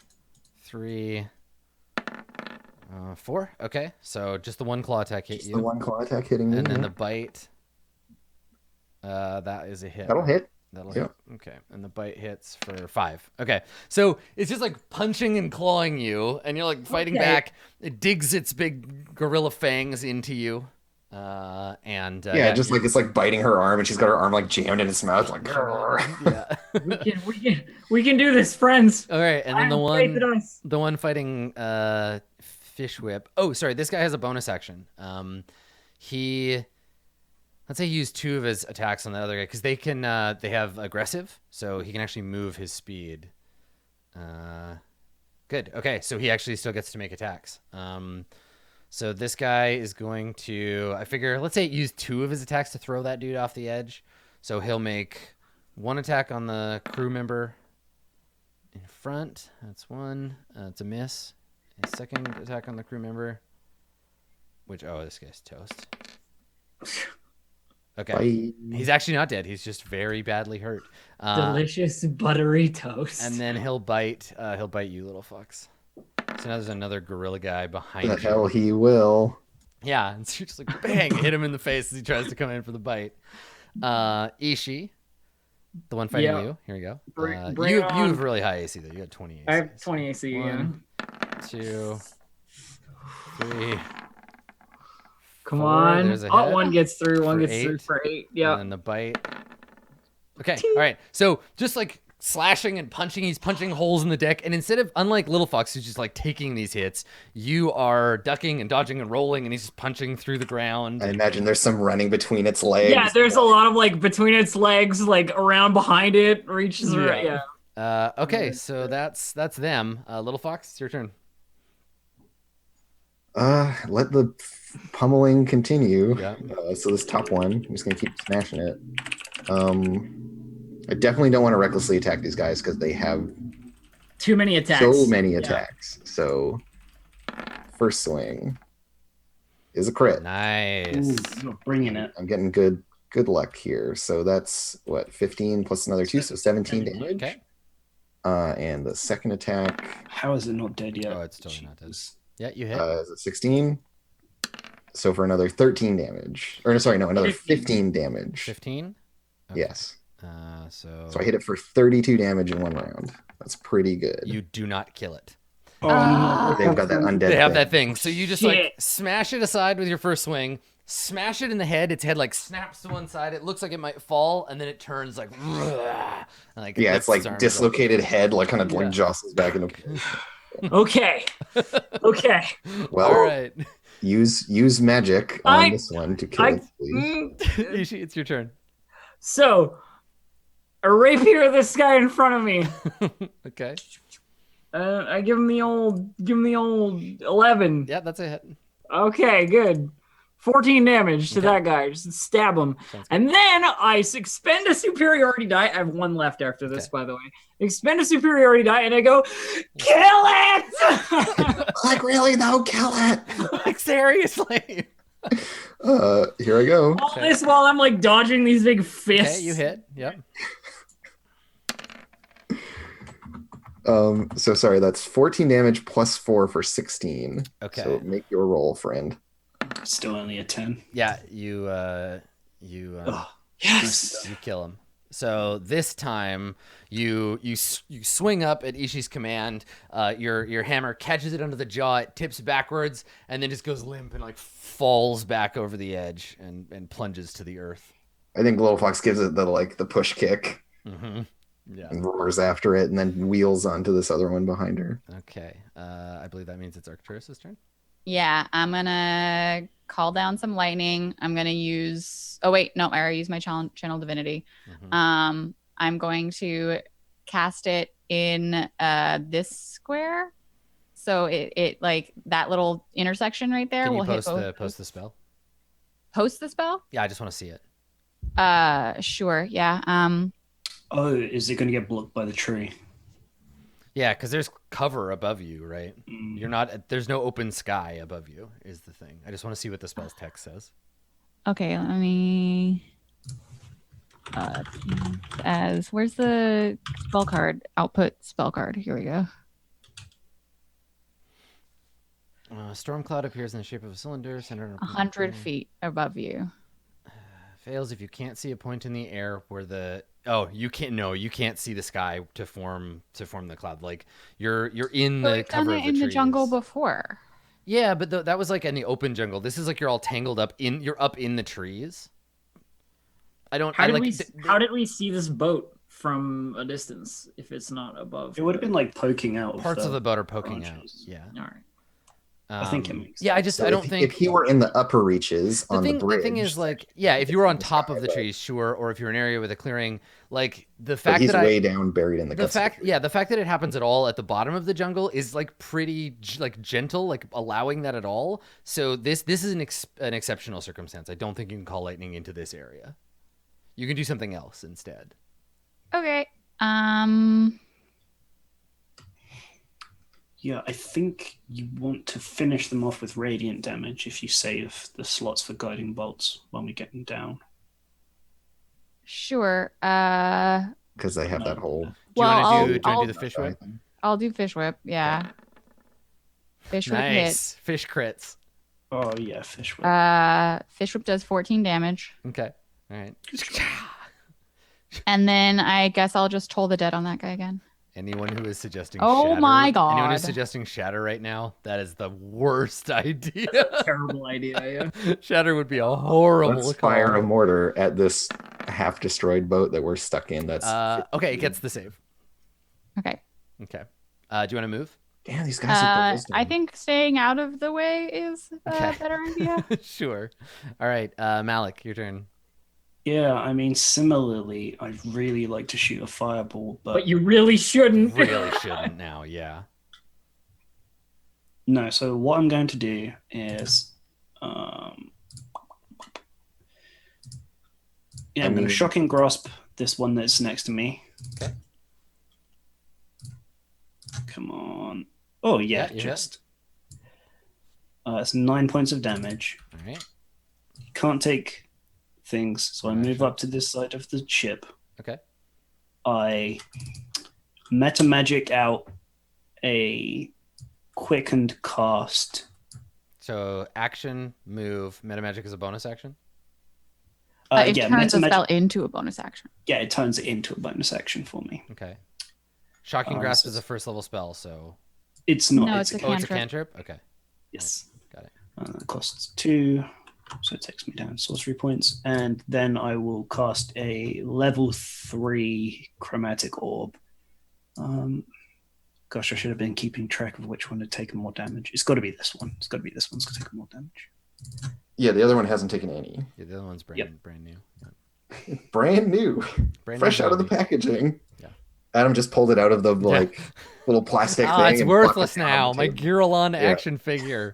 I was gonna Oh, sell you it on took it out of the eBay. original packaging, you idiot. I used the Okay, token. I do 23 points of fire damage to that one. Okay.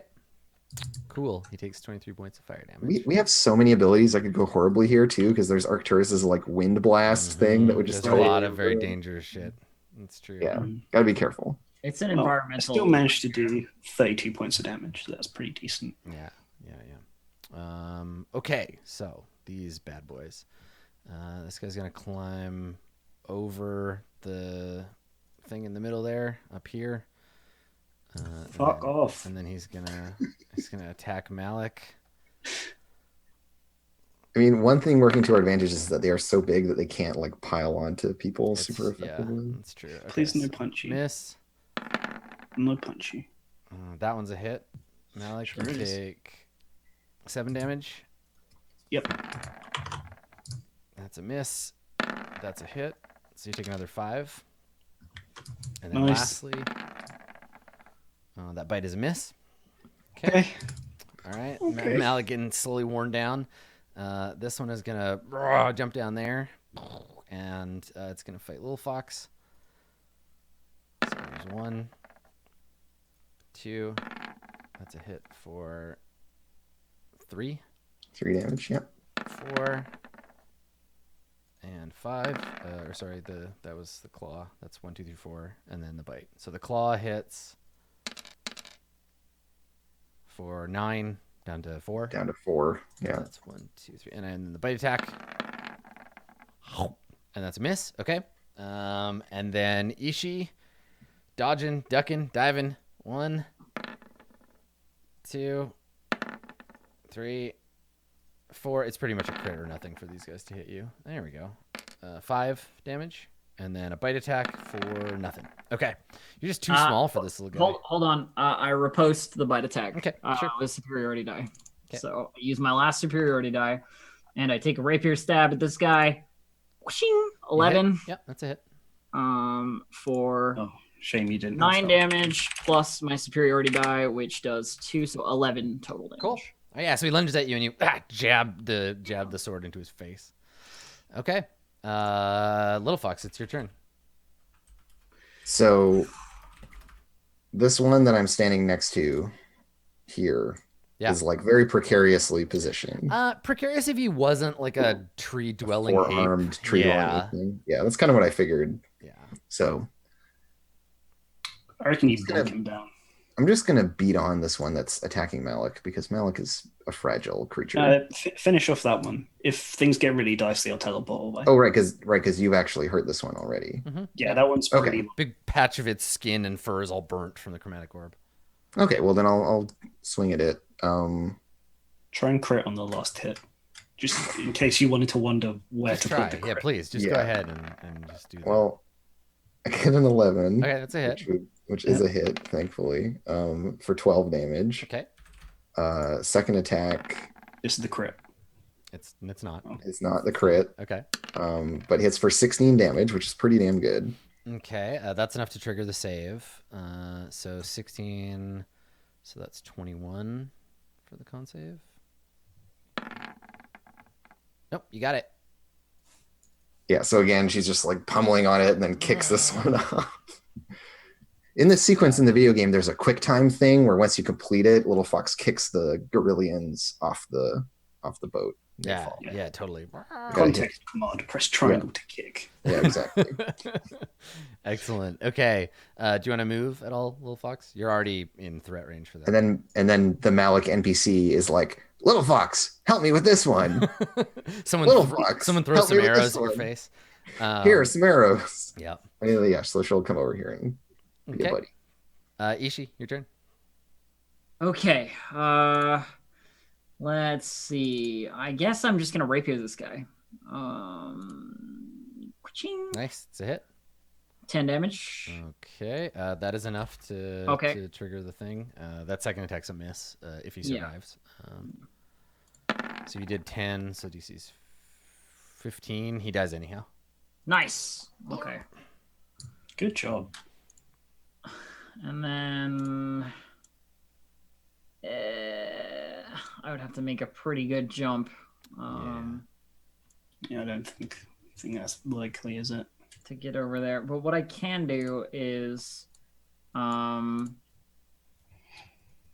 maybe go over the branch here. Yeah, Here. that would be the way you could That's go. how Little Fox got up there. Yeah, you could just shoot with the short bow as well if you didn't want to expose yourself to the I don't danger. have a lot of arrows left. Oh, that sucks. The arrow economy finally. In this case, you can make an acrobatics check as you dash okay. across the... Sure. 19. Okay, you're fine. Yep, scampering along.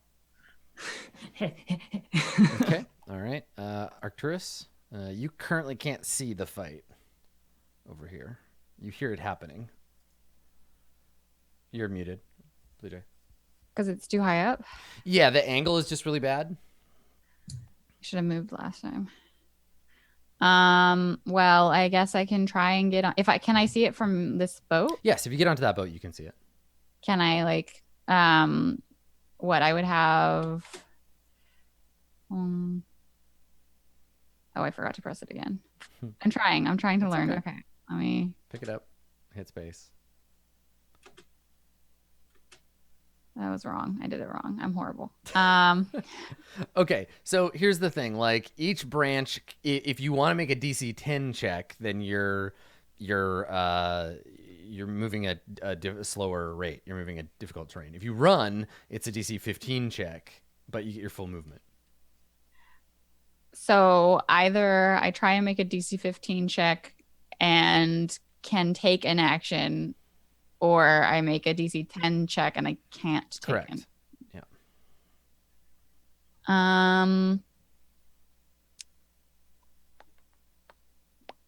I will. Is this that's a whole action, so that doesn't even matter. I guess I will just do the slower route. Because I have been rolling really poorly Yeah, on go ahead and move yourself. You can also move the whip.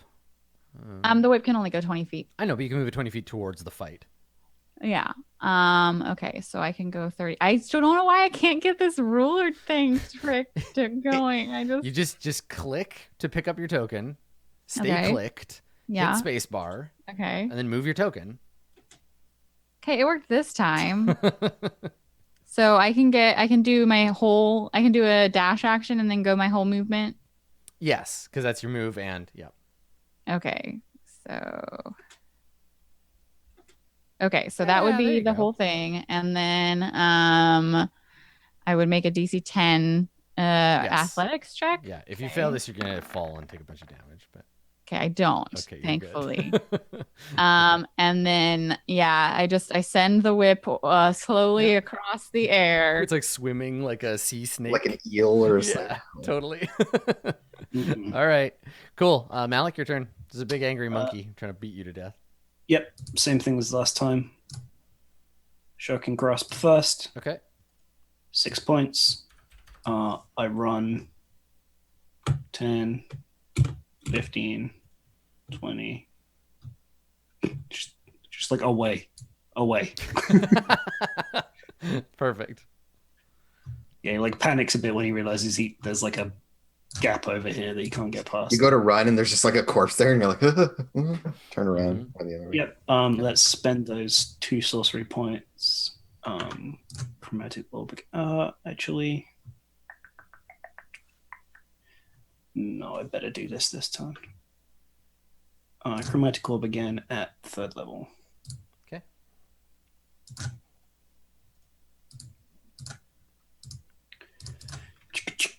Alright. 24. Okay. Cool. Yeah, you run away, throw the orb at it, and it shatters and burns.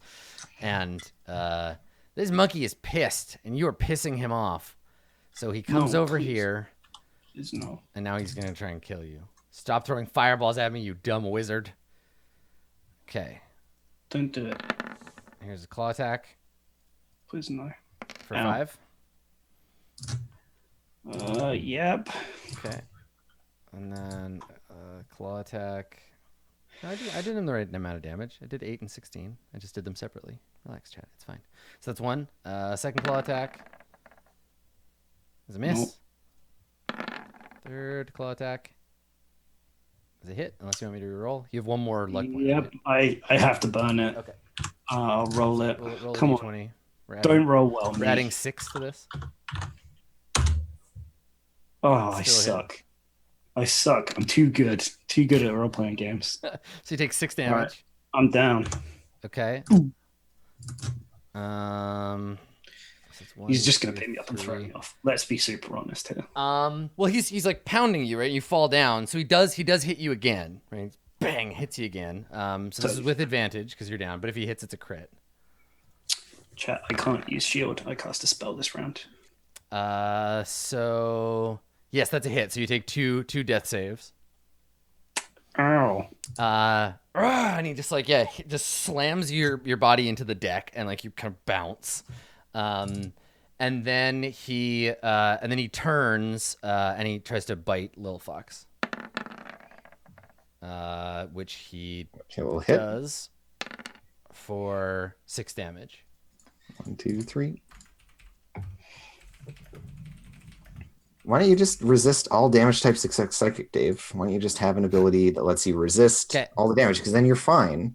Lil And have a Fox- d12 hit die. Why don't you just do that? Okay, so I guess it is kind of important. You're allowed to say too late now, but apparently I could still cast shield as a reaction, even though I'd already cast a 1st level spell or higher on this turn.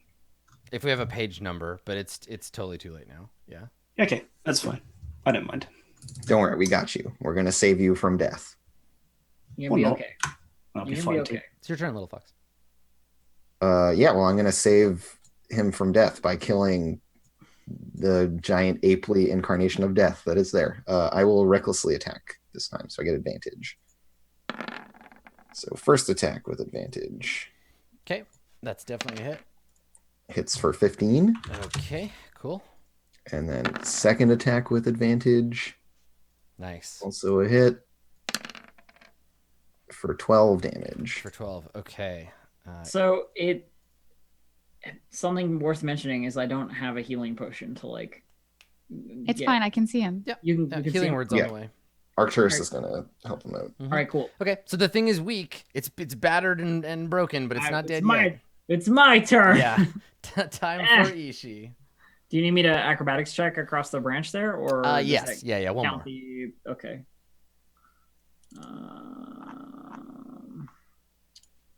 21. Yeah, no problem. Scan. So rapier this guy. 25. It's 10 damage. Okay. Let's see. All right, we'll make that roll. So 10. It's plus 3 on con. No, it dies. You killed it. Yes. The DC is 5 plus the damage, so it was two shy. So yeah, you just scamper over and stab it right in the back because it's too busy trying to get its head, get Little Fox's head in its mouth. And Got then, him. God, jam it in the back, and it tumbles forward, lands on the wheel. The whole midsection of the boat, like when it lands, like drops slightly and like tilts, but does not. It doesn't fall. There's just a moment of like your stomach drops. Cool. Okay. Arcturus. Well, real quick, I cast Healing Word on Malik All right, Malik, you get back. Thank you. before you Or can 11. even try and fail a death save. For 11 healing. Cool. Whew. So there's only three surviving crew members. There's still one way over here Yeah. that lived, but that's okay. All the other Mayonnaise. guys were relevant. And they're unconscious. They're all unconscious right now. Mayonnaise. Yeah, so Little Fox is going to drag this one crew member over to like a more secure spot because he's near the edge. This one. Just kind of like collect the unconscious people where they can't accidentally roll off the boat. Mhm. And she's like looking around, making sure that nothing's about to like break and give way. Yeah, it's a stable. Like it's not like everything is slowly like gonna fall. You're okay now. It's stabilized as long as no more zombie gorilla guys jump out of the. She just wants to be sure before she commits to spending time on it. So yeah, that's what I'm doing. Should I go back to checking below decks? What do you think? You got everything handled up here? And yeah, like Little Fox kind of over her shoulder just does the like. Like, whatever, yes, go yeah, do your and- thing. Okay. Okay, cool. And she'll bust out the jug and start like filling her little like camp cup with some water, and then like carefully Okay. Yeah, giving so some to these you people. pour some water in this lady's mouth, and she like like sputters and sort of comes to and she looks up at you and she's like and like tries to get away and like pushes herself back up against the boat because you're big and scary and covered in blood. Yeah, and Little Fox does the like it's okay hand, Mm-hmm. and is still holding the cup, and then like points and hands it over, Yeah, and just says, "Drink slow." and she like, she nods, Puts her hands around it and like yeah, steadies her. nods and takes the cup and like drinks it, and she recovers enough of her voice to say at least to say like, "Thank you. I thought we were doomed." And she looks over at the like face down dead body of this crew member over here, and then she looks at the one of the surviving guys over there, and she just shakes her head in like sadness, like, "Oh, what a terrible, terrible fate that has befallen us." Yeah, and Little Fox just kind of nods solemnly. Said, "You lived. It'll do." Yeah. And So- then like goes to check on the other guy. Yeah, we do like a clock wipe or whatever. Is the plan to try to get them down, or like they're all exhausted? They cannot climb. Like, I think we can just get them kind of sorted Yeah. up here because it's throw relatively all the stable. bodies off the off the Yeah, edge. we push those I things mean, off. my Yeah. plan is to like examine and loot the contents of this ship if they are anything pocketable and valuable. I'm not gonna take like No, crates of nothing. wine. There's but- no Hey, treasure. that one. Okay, someone Aw. said that there might be though. They said that the Star Goddess had stuff on it, didn't You they? got lied to. There's Ah. no Or, well, treasure. Yeah. Wine is valuable, but Yeah. it's not practical. They have for us trade. They have to trade carry. goods. They have materials for a long journey. Damn it. If there our are journey was rations- cut short. Ooh, yeah, rations. If there are rations You that can actually, so by exploring, I'll tell you what there's no treasure aboard the Star Goddess, but you can salvage enough supplies to assemble one explorer's pack and one priest's pack. Okay, so And both a of those pack include has rations, how right? many? I will tell rations? you what's in them. So let's see. An explorer's pack has. Here we go. An explorer's pack has backpack, bedroll, mess kit, tinderbox, 10 torches, 10 days of rations, and a water skin and 50 feet of rope. Okay, So you can have any of that stuff. so we can get 20 days worth of rations. if the priest pack also has rations. If the priest pack has an equivalent amount of rations, which I see no reason why it wouldn't. The priest's pack contains a backpack, a blanket, 10 candles, a tinderbox, an alms box, 2 blocks of incense, a censer, vestments, 2 days of rations, and a water skin. So Okay, so it does. So we have 12 days 12 of days rations. of rations. Plus 12 all days that of other, Puts me back up to 28 All days of that rations. Cool. All right, resupply it a little bit. The other stuff I'm not so keen Yeah, to me neither. It doesn't really matter. scrounge. Yeah. Yeah, should be all right. So night falls. So these rations are all in the lower compartments. Night falls. So Ishi has like scavenged. them up. Night falls, and you're all sitting around on the ship, and I guess I assume like Arcturus, you've cast light or something, so you can all see each other because it's dark. Okay. And so the woman is sitting up now, and she's regained some strength. You've brought her like friend over onto this side. I assume the bodies are probably like covered in a blanket somewhere, whatever. So she says to you, our lives are we owe you everything. Thank you. We've been out here for weeks. We had run out of food and been gathering rain, but I thought we were doomed. There are, as long as your men aren't too squeamish, I suppose, there's somewhere you could be at least safe nearby. Yes, the Skelly camp. Yeah, exactly. They don't seem to realize that there's a brigade of adventurers in these parts if you can find them. They just happen to be skeletons and don't realize it. She says, you're getting a bit ahead of yourself, I'm afraid. We can barely stand, let alone climb down from here, let alone journey through the jungle. Oh, I don't mean to seem... I'm thankful, really, of course. Obviously, we all are, but... Like, you look, and, like, one of her friends is, like, his leg is all broken and, like, twisted sideways, and, like, they're in rough shape, and, like, they've been starving. I would totally help with that and prepare great food and water if that would, like, for tomorrow. Like, at the very least, like, I think that we should tend to these people before we just abandon them. I mean, make a medicine check. Okay, medicine. Wow. 22. Okay. Yeah, they are like malnourished and suffering from thirst and from heat. Suffering from thirst, just like Arcturus. Hey. You got to give them like 5 days before you think it's even remotely safe for them to climb down. Like almost a week before that makes any sense. Wow. Is there no like way that we could help them sooner than that? How? I mean, like, I'm not saying no, I'm just saying how. There's a bunch of ropes strung between the different parts of this boat. We could create some kind of like pulley system and just like lower them to the ground. Just like swing a rope over. But then one they'd have to branch. rest. They'd have to rest on the ground. Well, yeah, but it's probably safer than. Well, maybe not. No, Alright. actually, It is not safer. I just.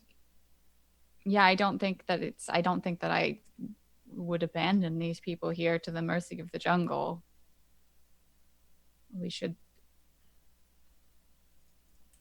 We came here. We should help them. And Little Fox just like shrugs, I goes mean, back to whatever she was doing. I'm all for helping people, but I thought this ship was supposed to have stuff on it. The woman looks at you and she says, well, if that's all you've come for, pillage, then take what you like. But we didn't come here bearing cargo of gold or treasure. We're explorers.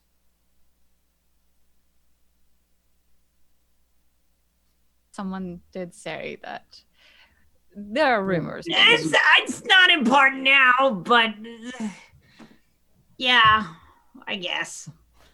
I don't know. Is there? Could we like? I guess traveling. Like at some point, we're gonna have to abandon these people to their own like devices, sooner or later. Can any of you actually defend yourselves? Let me see. Yeah, who's the person who was over at the bridge and has a different token? So they introduce themselves. Her name is Thassalandra Bravewing. She is a fantasy role-playing game character in a fantasy role-playing game. Well, sure. Yeah, Captain no kidding. Captain Bravewing. The thing is, like, y'all are a Saturday morning cartoon. This was the crew of an anime, and she crashed her anime spaceship into the jungle. So Thassalandra Bravewing, she's the captain. That's her loyal bodyguard, Falx Haranis. The other two members of the crew that died were Brax and Valiod. And then the living member of the crew here, his name is Nar, and he's just a crew member, crewman Nar. The guy that got thrown off was their navigator, Radas. They had a priest too, but he died. He died in the crash. Okay. And we'll have to wait here for a... Well, I mean, while we're waiting with you at least a little bit to see if you're like okay and stuff, do you know anything about the jungle that you crashed in? She says, we came here on behalf of the university in Harua to explore, to chart the jungle. She looks up. As you can see, it didn't go so well. We were attacked by some horrible winged creatures. They tore apart the... And she's like trying to think of a layman's way to say it. The thing that allows the ship to fly. You see, instead of sails, we have a great cloth... Sail. She shakes her head. No, it's like a bladder filled with air or something like it. So it's balloon? like two sails. When you say that, yes, like a balloon. Precisely. That and some enchantments upon the ship allow it to fly. We didn't expect to be attacked.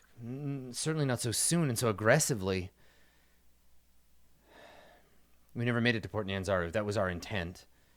To supply there, and then explore the jungle.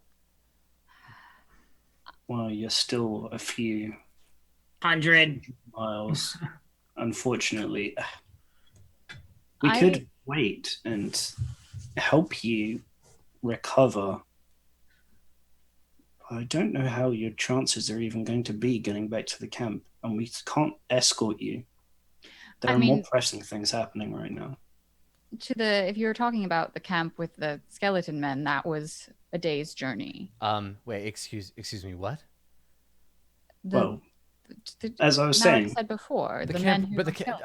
did you? And she like is looking back and forth between you because someone said skeleton man and nobody like is explaining that. Well, Malik said it before. Yeah, but she was like half unconscious. That was before. Right. That was like a while ago. yeah. So there's a group of adventurers out in the jungle. Managed to survive quite a long time. You'd be safe with them if you could make it to them. She nods and she looks over at her companion at Falx, and she says, "I'm sure that if you could stay with us until we were able to move on our own, we'll be able to find our way through the jungle. And I trust in Falx's ability to protect me. He's done so before many a time." And Falx just give you like the anime protagonist, like a ... like, How many giant zombie gorillas have you killed? And he just looks down at you and he says, "I have not, but I've slain many kobolds with big mouths before." And Oh, really? Thassalandra's like, "Please, Falx, now is not the time." And he just looks at you like, He's like all tired and shit, right? He nearly I'm got gonna walk- chokeslammed I'm off gonna the walk boat by over to little this. fox. I'm gonna walk over to this nerd, poke him in the chest as hard as I can.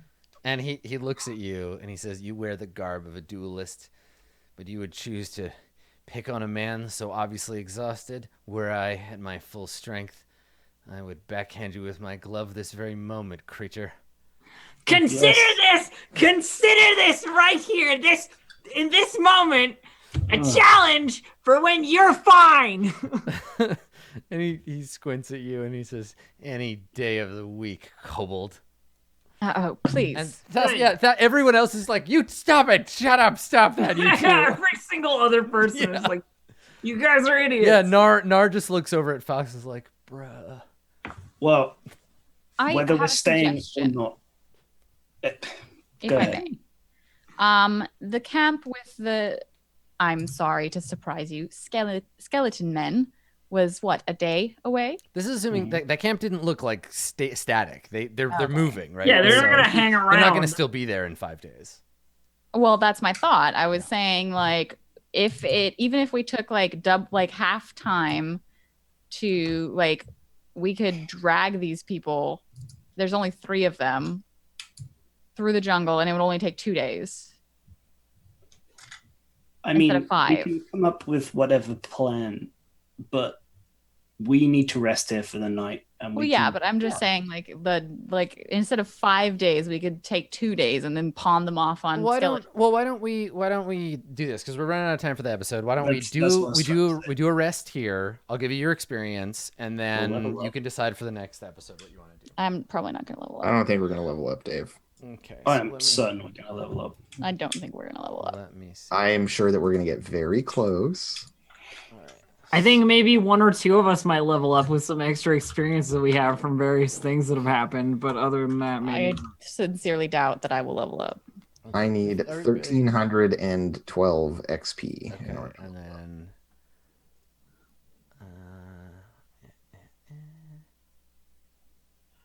the ghouls and their worth.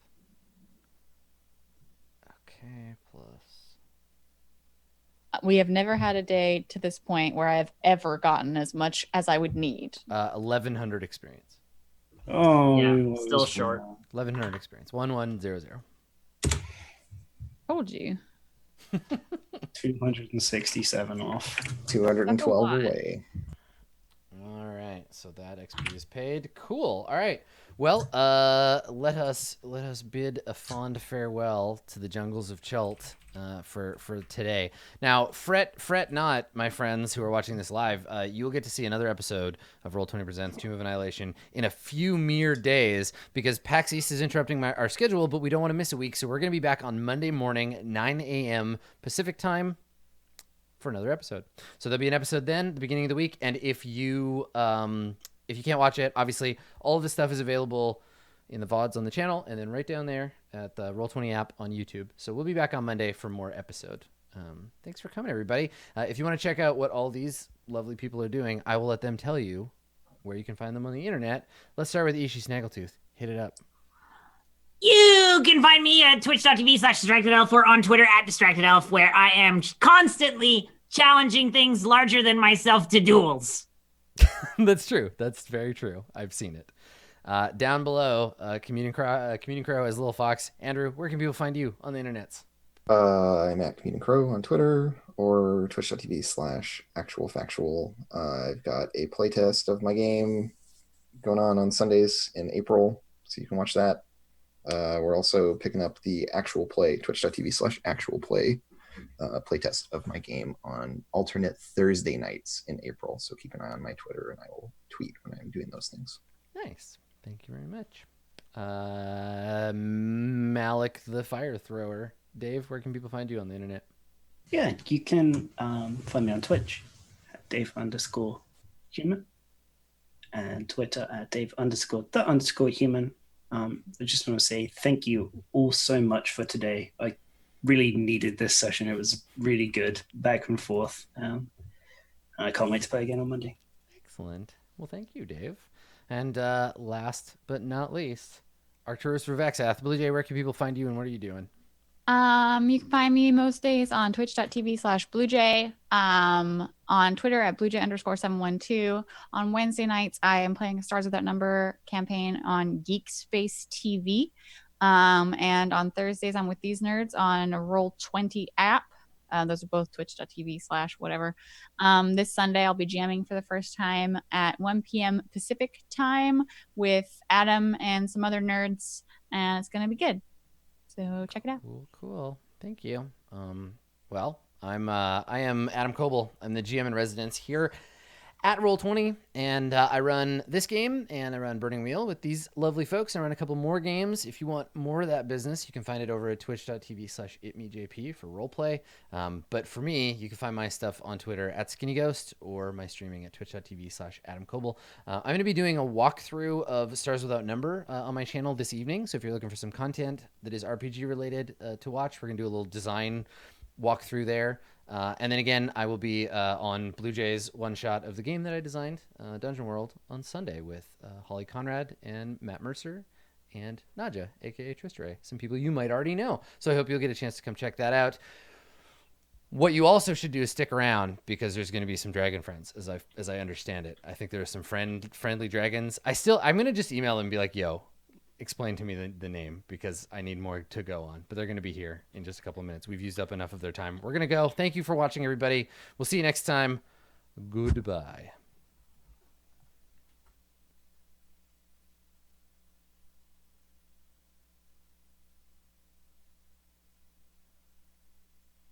Send your adventuring party deep into the jungles of Chult. The Roll20 module of Tomb of Annihilation includes the full contents of the original D&D book and adds immersive features like dynamic lighting on all battle maps, character sheets with one-click actions, copy and paste quick encounters, and other interactive features like puzzles and a player's map of Chult. Your next campaign can begin with just a few clicks. Get your copy today on the Roll20 Marketplace.